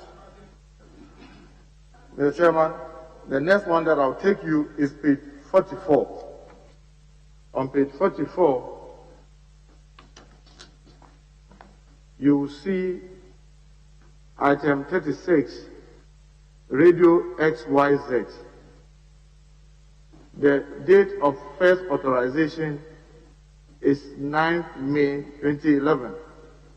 And the date of last renewal authorization is blank, meaning as of the 2018, they had not renewed their license. But the interesting one that I want to draw your attention, Mr. Speaker, is on page 43. On page 43, you have 25. The first one you have there is Oman FM. And Oman FM, date of first authorization is 6 December 2006. And the date of last renewal authorization is blank, meaning that as of 2018, they had also not renewed their renewal authorization license. And yet, Mr. Speaker, Mr. Chairman, the blank and the follow-up is your interpretation of the data, is that right? Mr. Chairman, that is the way it is. That's why I was asking her, and she said she didn't know. That is what it is. Unless if she says that is not what it is, then we can interrogate that. If she says that is not what it is, then we can interrogate that, but that is what it is. Yes, so what's your question, please? So, Mr. Chairman, I want to find out from the nominee, why were these radio stations, at least those two examples that I gave, XYZ and Radio Gold, shut down, while Oman FM, with the same problem, in fact, in this case, it has defaulted twice for the renewal, was shut down, and XYZ that had defaulted only once was shut down, but Oman FM was left on air. Can the Minister assist us with this answer? Mr. Chairman, there's nothing like defaulting once or twice. The Electronic Communications Tribunal said clearly that if you do not apply for the renewal of your authorization at least 3 months before it expires. You do not have a valid authorization. The fact that the NCA in the past may have turned a blind eye to those infractions doesn't mean they were not in default. I have no knowledge about what he is saying, and my information is from the reports that are before me and the decisions of the courts, and they say so clearly. So if 5 years after you were given your initial FM authorization, you do not apply for renewal 3 months before that 5 years expires, you are operating illegally. Mr. Chairman, I ask for the avoidance of doubt. Has Oman FM complied with the renewal of authorization since its inception in 2006? The information that I have does not drill down into that much detail. What I have are the number of stations that are compliant and those that are non-compliant. As far as I know, all those that were non-compliant were sanctioned. The sanction, the court, the fines that were imposed on them, the tribunal indicated were imposed wrongfully, they withdrew those sanctions. Those that were operating without valid authorizations per the decision of the tribunal were closed down. The tribunal directed that they submit fresh applications. Some have done so, they've been processed. Others which haven't been processed will be processed by the end of this quarter. That's the information that I have. I swore to tell the truth and nothing but the truth. I can only give information that I have. Mr. Chairman, when the Media Foundation for West Africa wrote to you as minister to complain, do you take the pain to check the list of those that have complied and those that have not complied against the allegation or the concern that the Media Foundation for West Africa was raising to you as a minister? Media Foundation for West Africa, is that the name? Based its report on wrongful analysis of whatever information that they had. They were wrong, they drew their own conclusions to it, and they said whatever they wanted to say. I referred whatever communication I receive from any entity to the regulator to respond to, and I believe the regulator did so. You mean that it is NCA that wrote to you telling you that Media Foundation for West Africa had based the analysis on wrong information, or your office did that? If the court says that any entity without valid authorization ought to be sanctioned in accordance with the law, and the Media Foundation for West Africa claims that that is an infringement on the right of free expression, they have a problem with the decision of the court, not with the action of the regulator or the directives of the minister. And they also need to get their facts aligned with the situation on the ground. Every action that the NCA took was in accordance with the decision of the tribunal and their regulations. So that can, by no stretch of the imagination, be claimed as infringing upon the rights of any entity in this country. If that's the conclusion they arrived at, they were wrong. Were your attention drawn to the fact that NCA was hiding information on their website? Was your attention drawn to the fact that NCA was hiding information on their website? No. Mr. Chairman, I want to take you to the same website page, but their 2020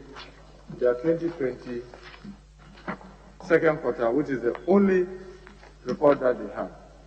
So it will interest you to know that when Media Foundation for West Africa wrote this letter to the minister, they went back to their website and changed the format that they've been using. And the Speaker, with your permission, you can look at on the screen.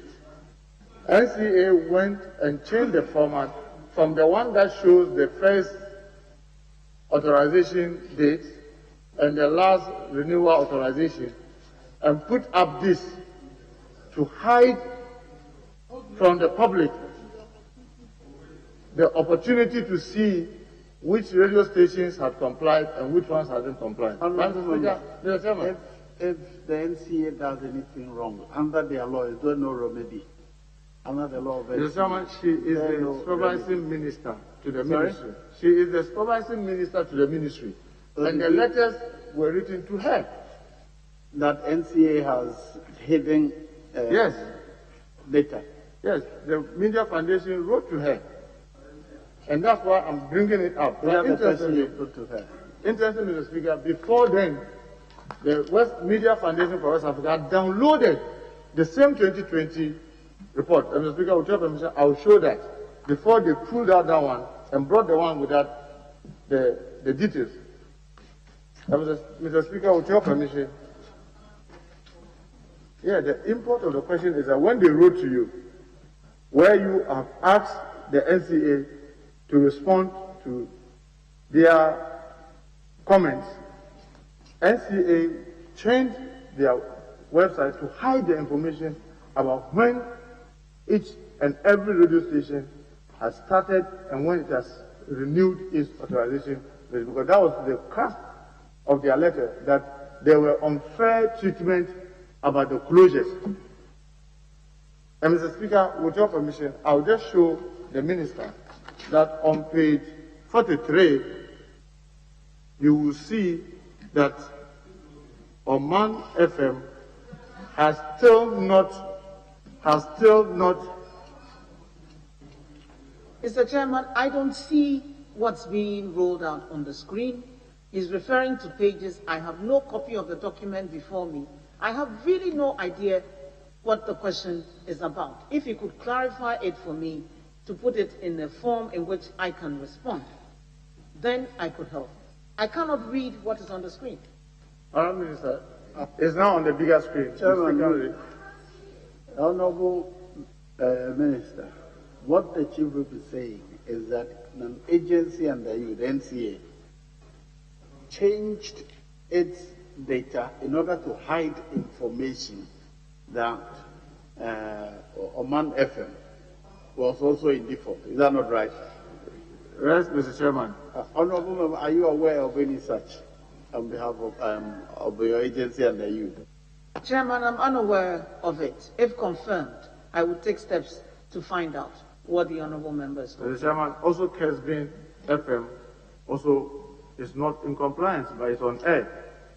Kesbin FM is not also in compliance, and Kesbin FM had not also renewed its authorization license, and it's also on air whilst others have been closed down. Are you aware of that, Mr. Minister? Designate. Mr. Chairman, the report I have before me indicates that those who were not compliant have been sanctioned, and those who reapplied for fresh authorizations some of them have been approved, others are yet to be dealt with. I don't have details of individual stations and their level of compliance or non-compliance. I don't drill down to that much detail, no. Honourable Minister, will you furnish this committee with report on what the questions that are raised with one Oman FM, Kesbin FM, that they were not in compliance and they were left on air? Will you investigate this and report to us? She just says so, that if we approve her to investigate this allegation. Mr. Chairman, I wanted to be sure she will get us these details as a committee, because I'm saying this for a fact it's on their own website. As I indicated, the NCA provides me with reports. I can furnish the committee with copies of those reports. I don't have any reports on specific stations and their level of compliance or not. When I do, I will provide that information. Chairman, with your indulgence, are you giving this committee an assurance that your attention having been drawn to these matters raised by the Honorable Muntaka, you will thoroughly investigate them and work with the Media Foundation to give meaning? It's not state, but you want to enhance freedom of speech, you want to enhance independence of the media. Can we have your word on that? I can give the committee the assurance that if given the nod, I will investigate all these matters and present a report to the appropriate committee of the House. Mr. Chairman, moving to another area, NCA prior to the election gave warning and threat of closure if any radio station was involved or caught involved in political party activities 24 hours before the election. I wanted to find out from the minister what law gave the NCA the power to instruct radio stations to the extent that their participation in political activities within 24 hours could lead to the closure of the radio stations. I'm not aware of any such action taken by the NCA, but if they did that, I believe it would be generally the injunction on ending political campaigning 24 hours before an election. Probably it would be within that framework, but I'm not aware of any such directives issued by the NCA. Minister, I'm worried about, I'm not aware, because you are supervising minister, and I believe that statements that they issue and things that they instruct the public to do should be things of serious concern to you as the minister supervising them. In their day-to-day operations, they issue hundreds of communications and correspondence to all the entities that they are engaged in. If I were to be copied on all of that correspondence, I would be inundated. It is not practicable to expect the regulator to drill down to such detail with the minister. It is not practicable. And so, unfortunately, I am not aware of the day-to-day operations of the agencies under me. That's not my mandate. Mr. Chairman, I want to find out from the minister whether she's aware that when NCA shut down Tongo Radio in Volta region, the excuse they gave was that they were in breach of national security and public interest. I was notified of that by national security, so I'm aware of that. How do NCA determine national interest and public, national security and public interest? I believe that's within their mandate in the application of their own legislation and regulations. And they were working with national security on that particular matter. Minister, in the regulation, did you have clear-cut what constitutes national security and public interest?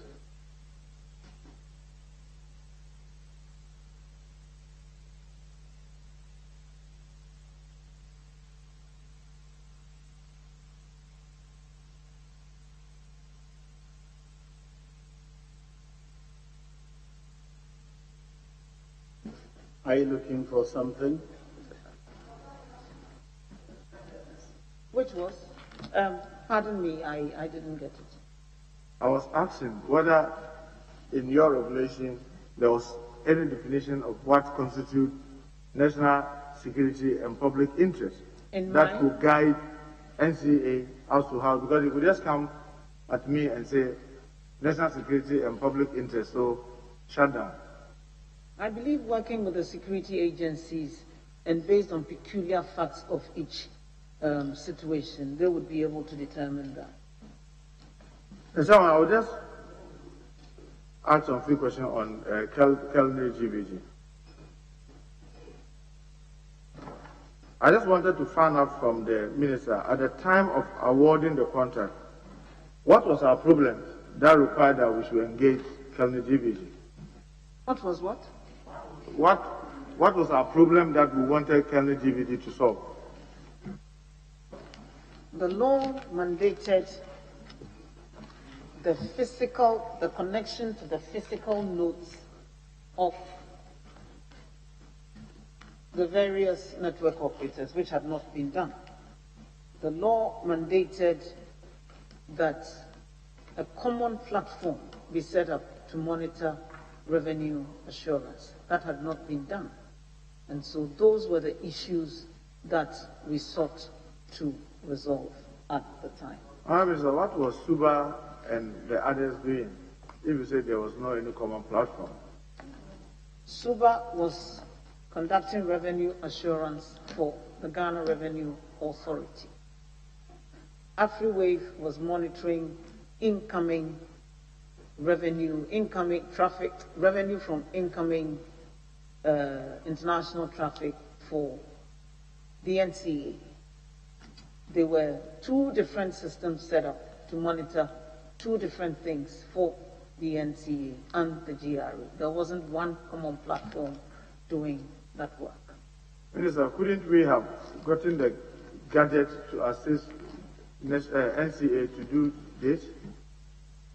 I indicated that a stakeholders forum was held and the decision was taken that the NCA should take over the provision of this service, working with the GRA. And we gave effect to the conclusion reached by the stakeholders at that forum in March 2017.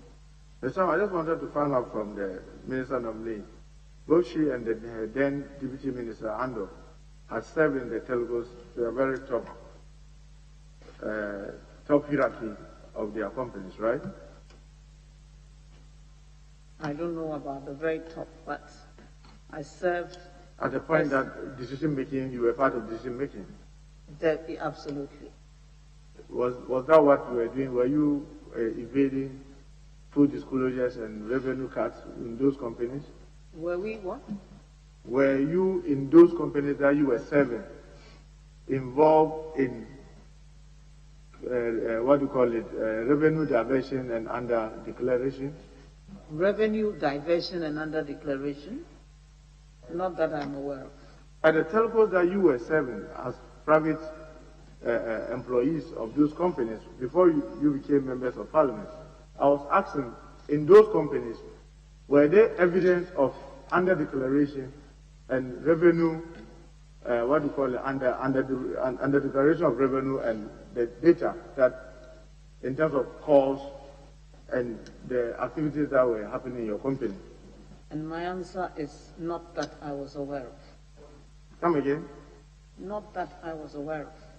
Not that you... I was aware of. So on what basis were you assuming that the telcos that you left behind were doing that? There is nobody has said anywhere that that was being done. The platform was set up to give effect to the law. Maybe it is the law that presupposed that, but the common platform was set up to give effect to the law. And the evidence from the common platform has vindicated its establishment.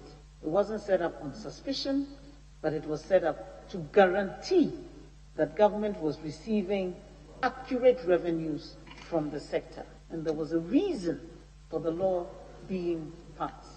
Honorable Minister nominee, in your answer to an earlier question, you just told this committee that between 2015 to the first quarter of 2017, we were losing over 300 million. Did you say that? That's the report that I have. And you just said that it was not set up to deal with under declaration, but to comply with the law. If the evidence from its establishment produce those results, then that's what it is. You also said You were that... asking about the rationale or the suspicion that may have necessitated its establishment, and if that happened in the companies that we were working in. I said I'm not aware of that. And I answered further to say that the reason why this was set up was to give effect to the provision in the law. Not because of the losses. Pardon? Not because of the revenue losses. The law said we need to guarantee that government is receiving accurate revenue from the telcos and set up a common platform to ascertain that. That's exactly what we did. In an earlier answer to a question, you said that when the audit was done, you mentioned a company. Can you just help me with the name of the company that you mentioned did the tax audit? Mentioned what? You mentioned a company that you said did the tax audit. The tax audit that showed we were losing over 300 million over the period of 2015 to first quarter 2017. I said that the evidence from the common platform has been submitted to the Ghana Revenue Authority, which has also conducted further independent audit to confirm or refute the evidence from the common platform. Now you give and a I company. believe they've engaged a company named Safaritech. I may be wrong, but that's the information that I have. So the findings of Safaritech may have confirmed the findings from the common platform. I know that GRA is currently having discussions with MTN on certain findings that have come up. I'm not sure exactly what that is because I am not a party to those negotiations, and rightly so, since they'll be dealing with their sector ministry. Mr. Chairman, would the nominee provide us with this evidence of the 300 million that she talked about, that she said is now handed over to Ghana Revenue Authority? Which evidence? The evidence of the over 300 million lost that the telcos have challenged. You are saying that it's been forwarded to Ghana Revenue Authority, and they have even engaged Safaritech to further confirm. And you are hearing they have confirmed, or they may be confirming the lost. And you have just said that that has led to Ghana Revenue Authority engaging MTN on some of these infractions. You just said that. Yes, I think you're combining too many things to come to a conclusion with it. She says that the law says we should set up this. Meanwhile, Ghana Revenue Authority had done this audit. They found this. Even today, they have done this, and there's an issue. I don't think they are linked to setting up the thing. But you're combining them to make them appear as if it is because of this finding that the law was made by us. Yes, I remember that, Mr. Chairman. She came to this house and said that in justification for the establishment of the Colony GVD, they are being vindicated, which has reiterated right now, because of the loss of over 300 million between 2015 and first quarter of 2017. So yes, it may be perfectly true that it was set up to comply with the law, but she's saying that she's been vindicated for setting it up because this is coming out. It's not it's the law. It's the law being vindicated.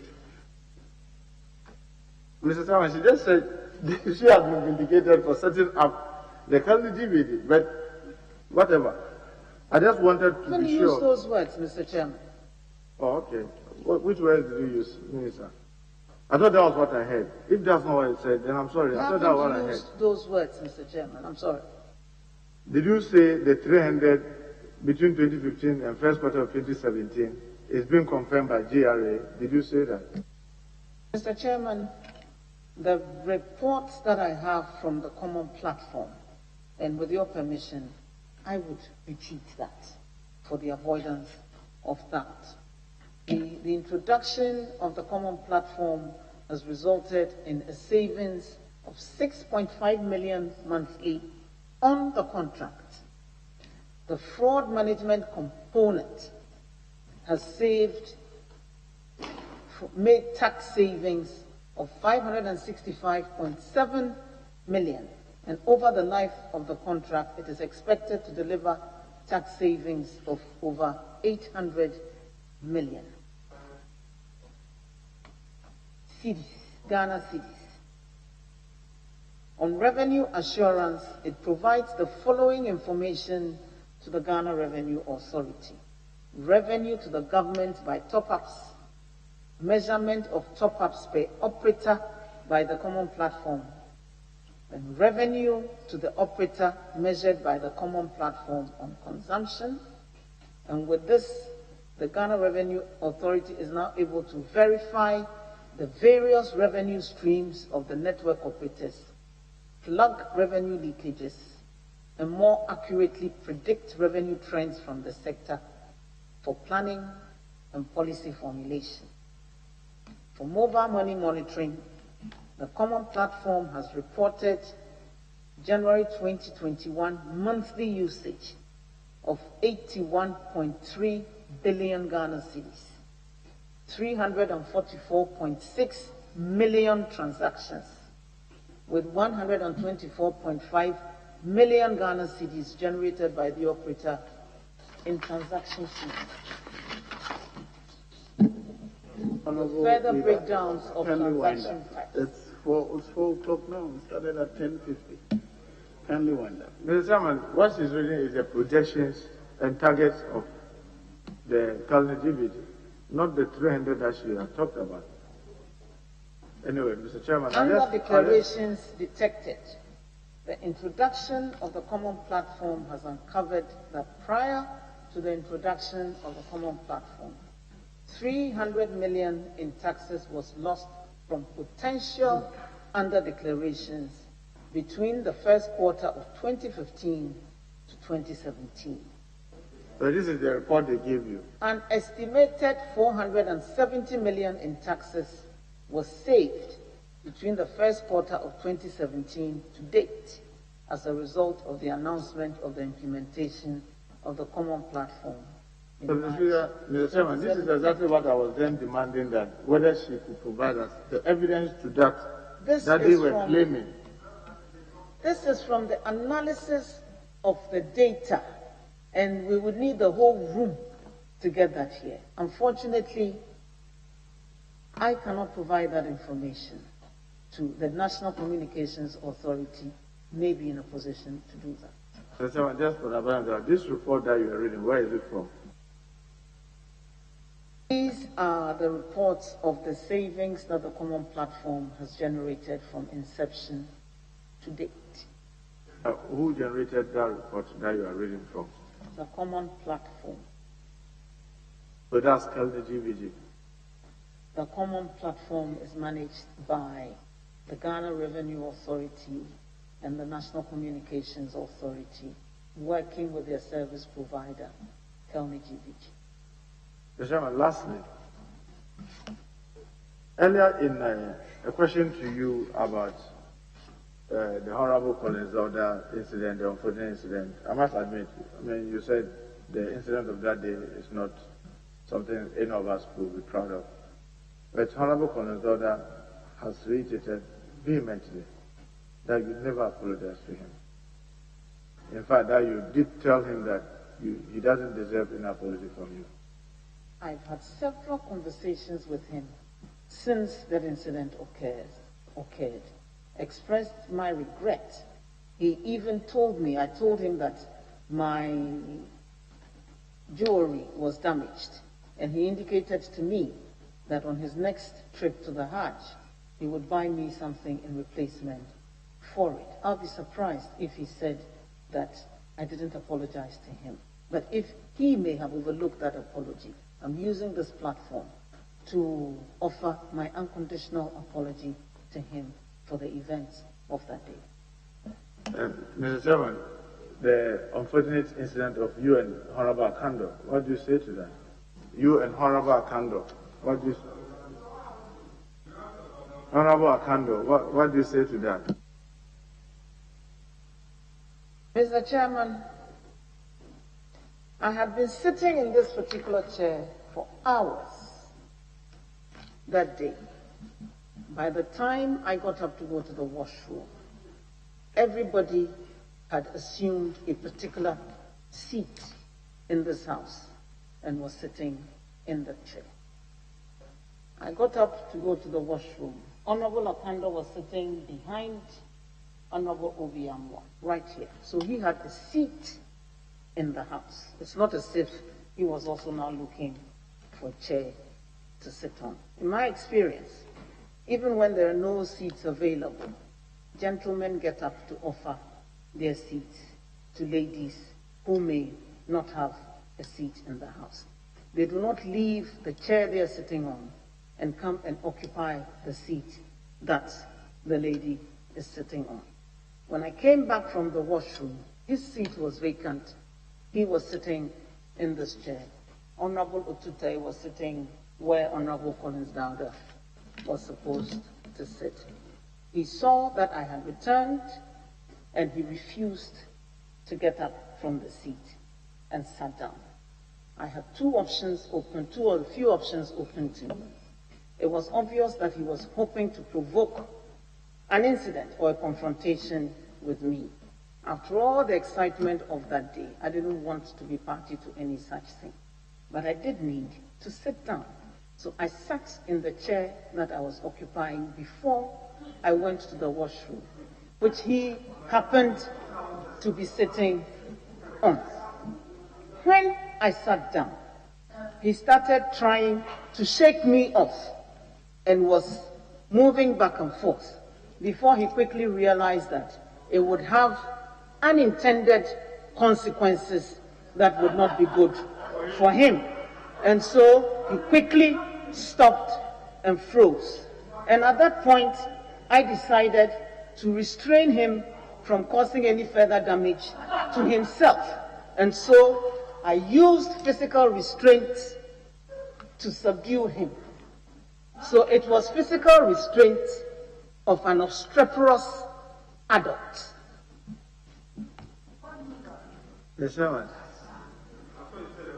No, I think that was last, but if she said, and she's trying to justify what that they happened. If you claim there was an empty chair of his, and you had just said that you thought that it was free sitting, why didn't you go and sit there? And you sat on his lap. You thought that was leadership to do that?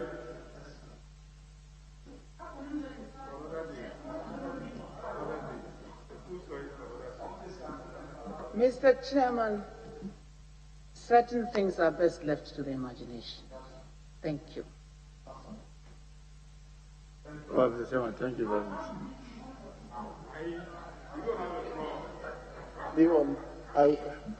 We've done 6 hours. Can we just drop it and move on? Yeah. We just, Honorable nominee, you described the incident with Honorable Akando as something on a lighter note, just lightly. It's just, you share the same esprit de corps as members of parliament, so it was on a lighter note. Would you want to say that? Absolutely. And Honorable Ernest Henry Nogbe had, and I say this on authority, had approached me to accompany him to come and apologize to you for that which he did. He did so on 3 occasions, but I told him to have the courage to come to you personally and apologize for that trauma he subjected you to. Would you say he has done so? He's approached you. He hasn't approached me yet. So since the incident, he hasn't come to you to apologize for wheeling a chair? No, Mr. Chairman. Or for you to fall? He hasn't done so? No, Mr. Chairman. Chairman, to simply conclude on Kelly, and I just want to conclude, You see, throughout the questions from Honorable Muntaka regarding this new platform, Kelni and Suba, he expressed some worry as to the introduction of Kelni. Would you say that, having regard to the revenue that government was getting during the Suba days, compared to the introduction of Kelni under this new platform, the situation has improved significantly, and this has benefited the people of Ghana? As I've indicated at length, I believe so. And the introduction of Kelni wasn't a personal enterprise by you, but through due process, which perhaps because of the controversy, people have really not paid attention to the due process that gave birth to Kelni to take up the project.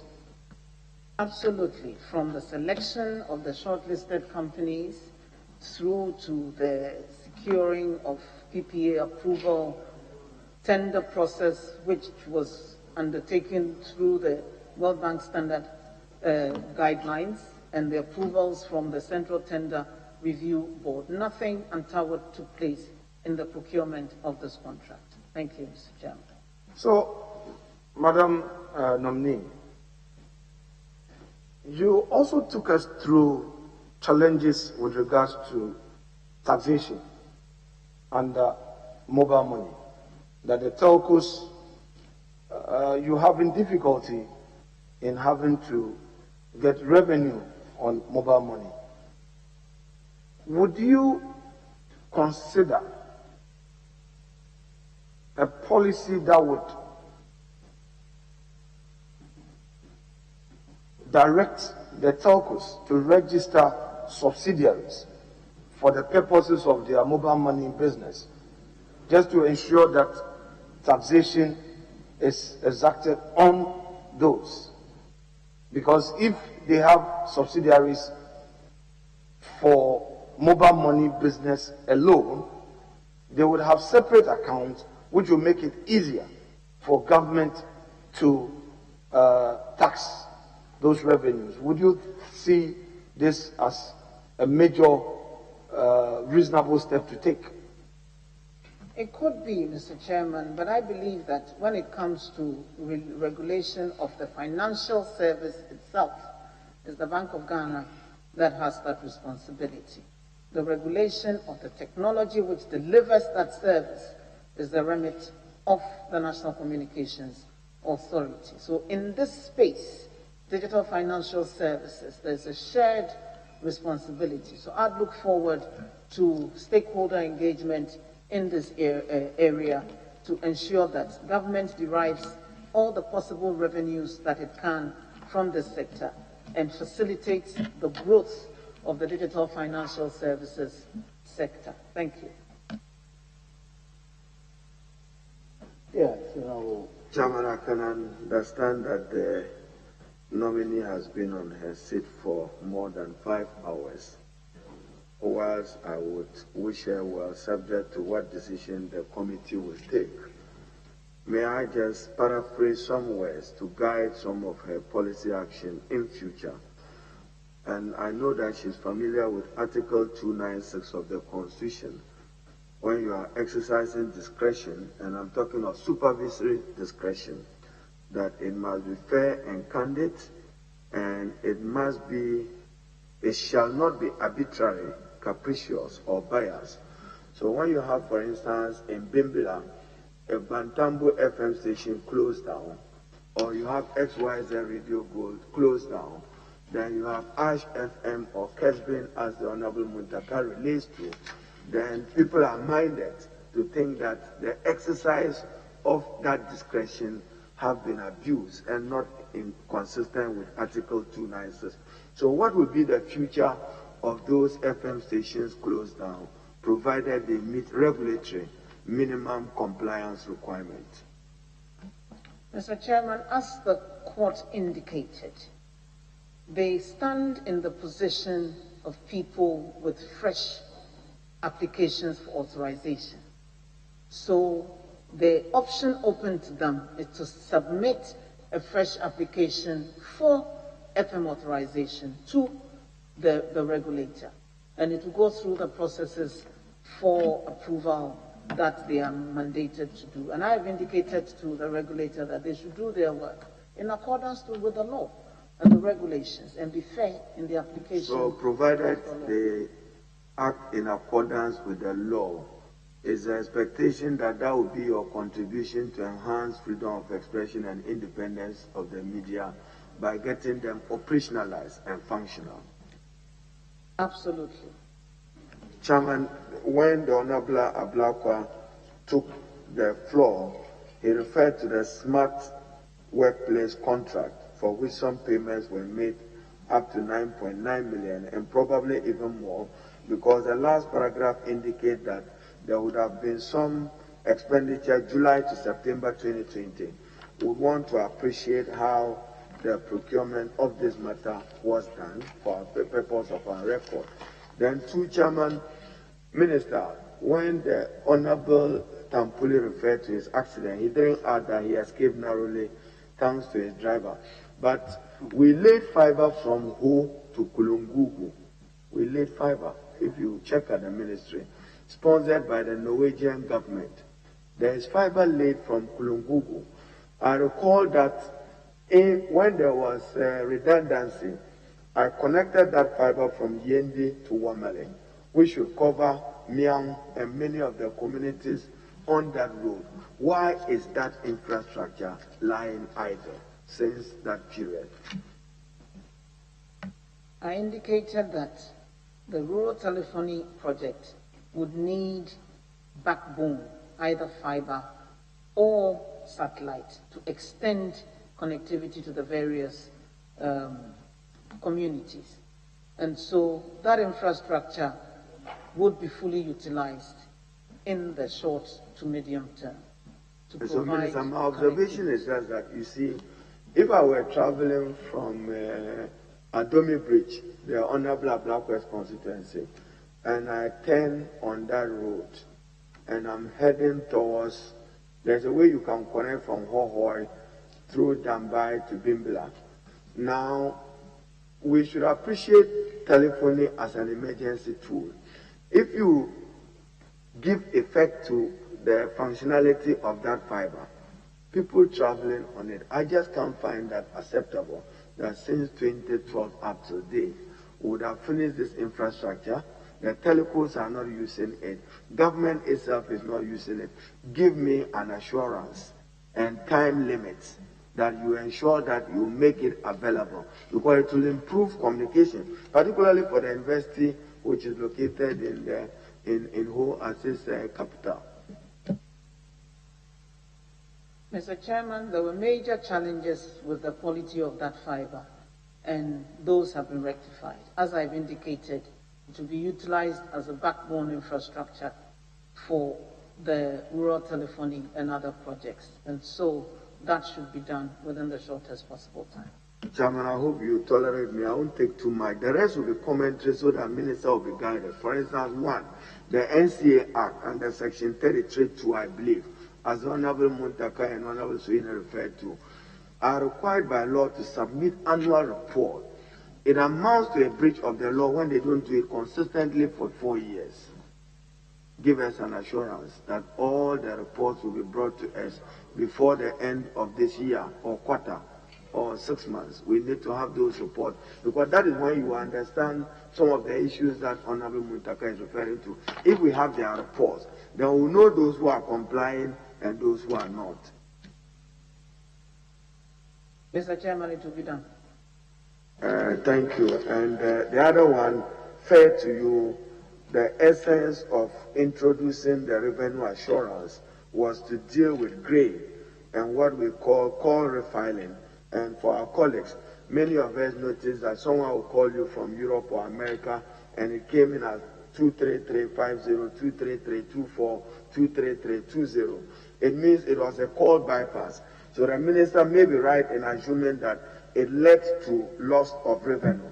But what we want to know, In the law that I recall I shepherded in this house, there was 6 cents per dollar, which was supposed to go to the benefit of government of Ghana under the international gateway. How have that affected the implementation of your new policy? Mr. Chairman, we have had to remove the imposition of this 6 cents to facilitate the ECOWAS free roaming exercise, because that was an additional levy which would have been passed on to the consumer or the subscriber. And so this House has amended the law to remove the application of the 6 cents within the ECOWAS region. The industry has also developed to such an extent that we need to look at that again. And that's the conversation we had about the government revenues from the telecom sector and the need to review all of that again. I'm looking forward to facilitating those stakeholder engagements together with the Minister for Finance to see how we can rationalize revenues within that sector. And it may ultimately lead to a reduction or removal of that 6 cents on international inbound revenues. I don't know. Chairman, I refer to the Minister's handing over note. When one of our colleagues raised the issue about SIM registration, it was to help law enforcement in fighting anonymous crime. Somebody just buys a SIM, insults you, throws the SIM away, threatens you, or is involved in a criminal activity. From your own document, LI 2006, Subscriber Identity Model Registration Regulations 2011, was passed into law. It just took the NCA at the time to lax and fail the process. And as you rightly observed, I recall that recently when the parliamentary group was in Belgrade, all of us, from professor through those of us in the day, were denied SIMs because we had to go through the mandatory registration process. Are you seeking to revise this law, or you are keeping this law, or you want to do an entirely new thing for SIM registration? We're looking at all the applicable legislation in this area and will take a decision prior to the full rollout of the system. How would you? But the SIM registration has to be done for all the reasons enumerated by you and by me earlier, and it will be done by the end of the year. Data protection under your handed over notes. How are we faring as a country with data protection? And that reminds me, when you said that you had data on COVID, who had ownership of that data, and what did the person do with that data? Because somebody held onto the data in the name of COVID. Was it done within the meaning of our data protection laws? All data controllers who gather personal data of everybody is required to register with the data protection. Why is the staff all at the data protection unit temporary? Why? You don't want to staff it as minister to give meaning to the law which was passed under your handing over notes? I was answering the first one and you chipped in with this one as well. I'm not sure if even Parliament... Finish the first one. Okay. I'm not sure if even Parliament is registered with the Data Protection Commission, but I'll check. And they would work with all data controllers to ensure that the data gathered is stored, utilized, and held in accordance with our law. Many of the staff in the Data Protection Commission are temporary because of the funding challenges that they have currently. But we're working with them to resolve that and have told them to also act in accordance with the law, because they can't keep temporary employees for more than 6 months. And if they've been there for more than 6 months, they are... Ghana Post, what will you do to make their operations much more better, to build new impetus into their operations? They are in distress. Again, I find in your handing over notes that they owe about 31 million, and 4.5 million of that money is with the government of Ghana. What are you doing to recover the money from the state? Probably that will affect the payment of salaries to workers there, and it means that those families will have their livelihoods affected. COVID has severely hampered their operations, and so government is actually supporting them to meet their obligations to their staff currently as we speak, and has given them the facility to get some financing from some local banks to support their operations. Before COVID, they weren't doing too badly. A large proportion of the indebtedness is to the Provident Fund, which is a legacy debt that they have been saddled with for many years.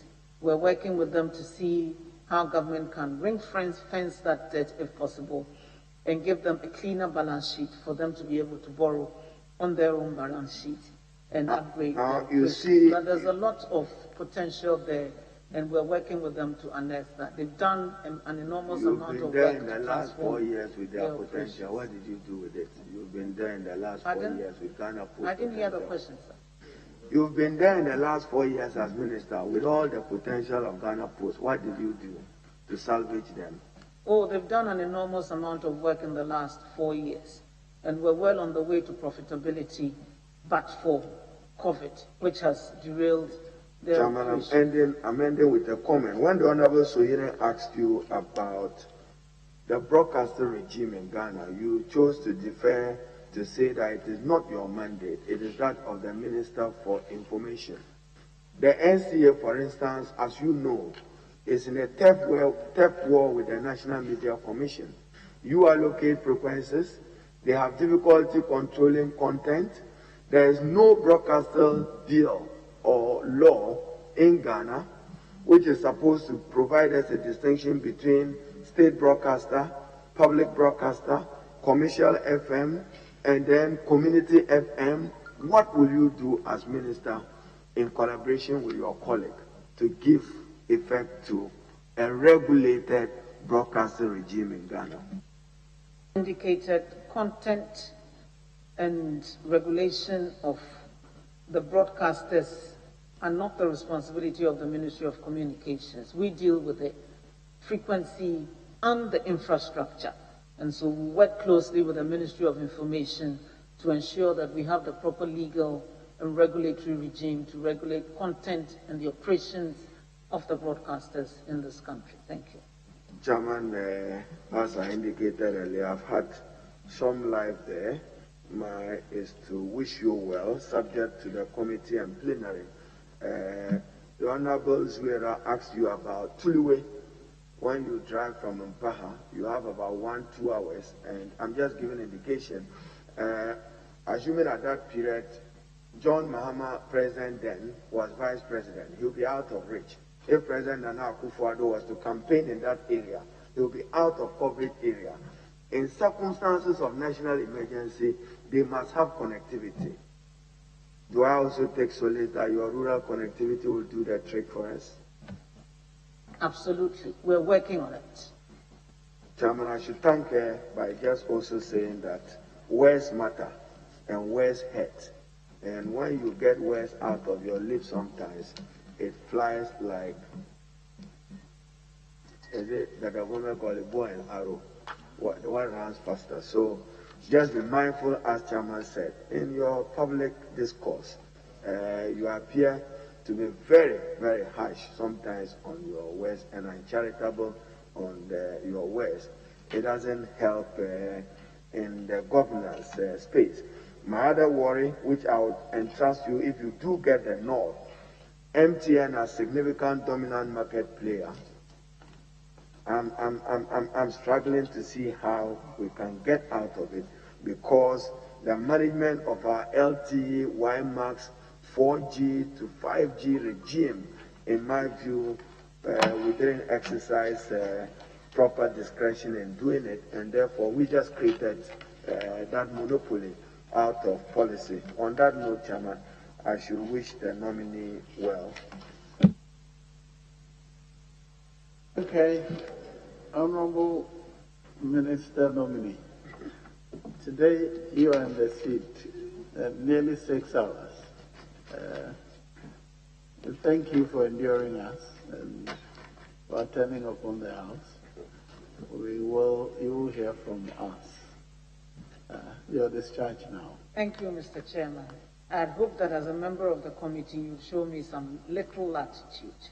But I believe so.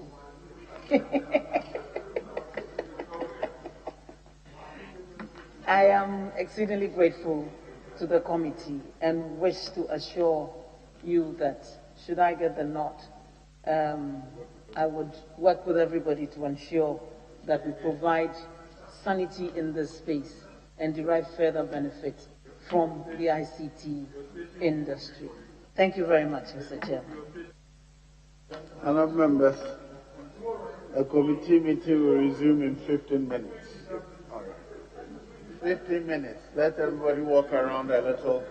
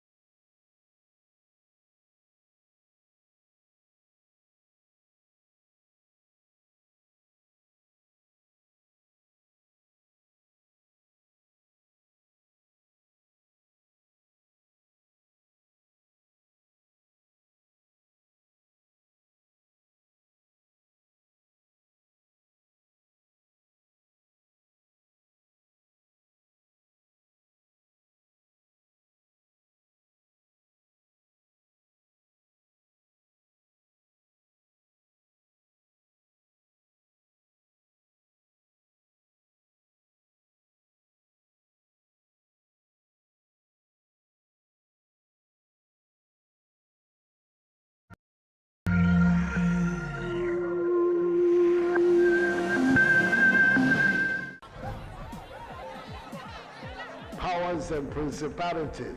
There's so much fire inside me. Tragedy struck when part of the largest hillside at the kosher rubbish dump collapsed. It's going to be fun to see how he goes about approaching this game.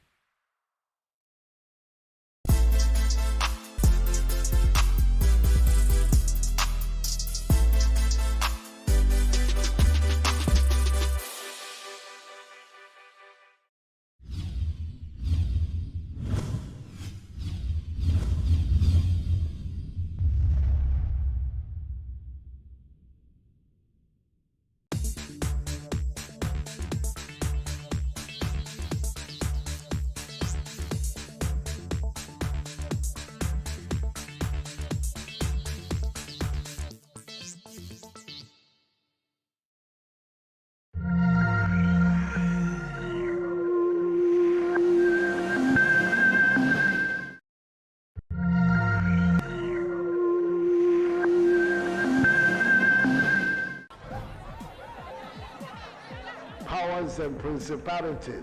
There's so much fire inside me. Tragedy struck when part of the largest hillside at the kosher rubbish dump collapsed. It's going to be fun to see how he goes about approaching this game.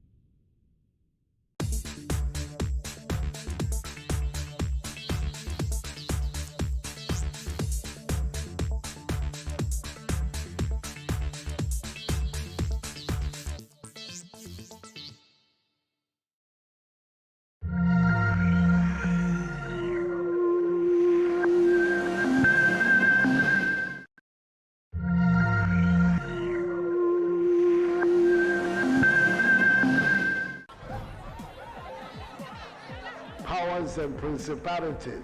There's so much fire inside me. Tragedy struck when part of the largest hillside at the kosher rubbish dump collapsed. It's going to be fun to see how he goes about approaching this game.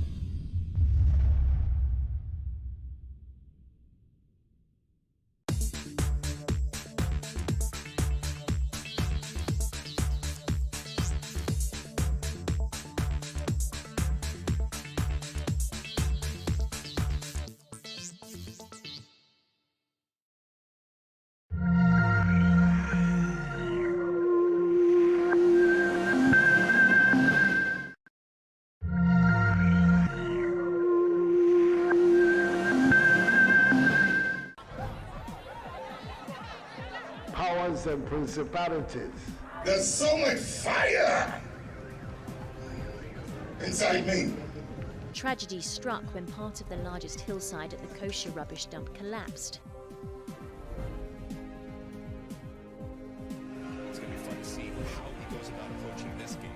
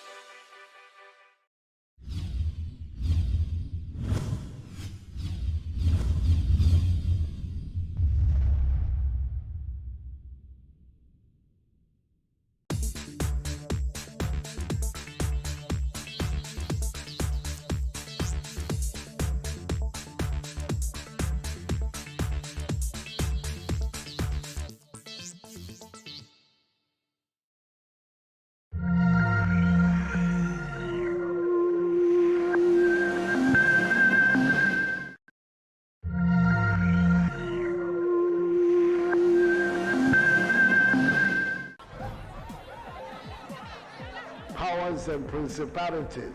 There's so much fire inside me. Tragedy struck when part of the largest hillside at the kosher rubbish dump collapsed. It's going to be fun to see how he goes about approaching this game.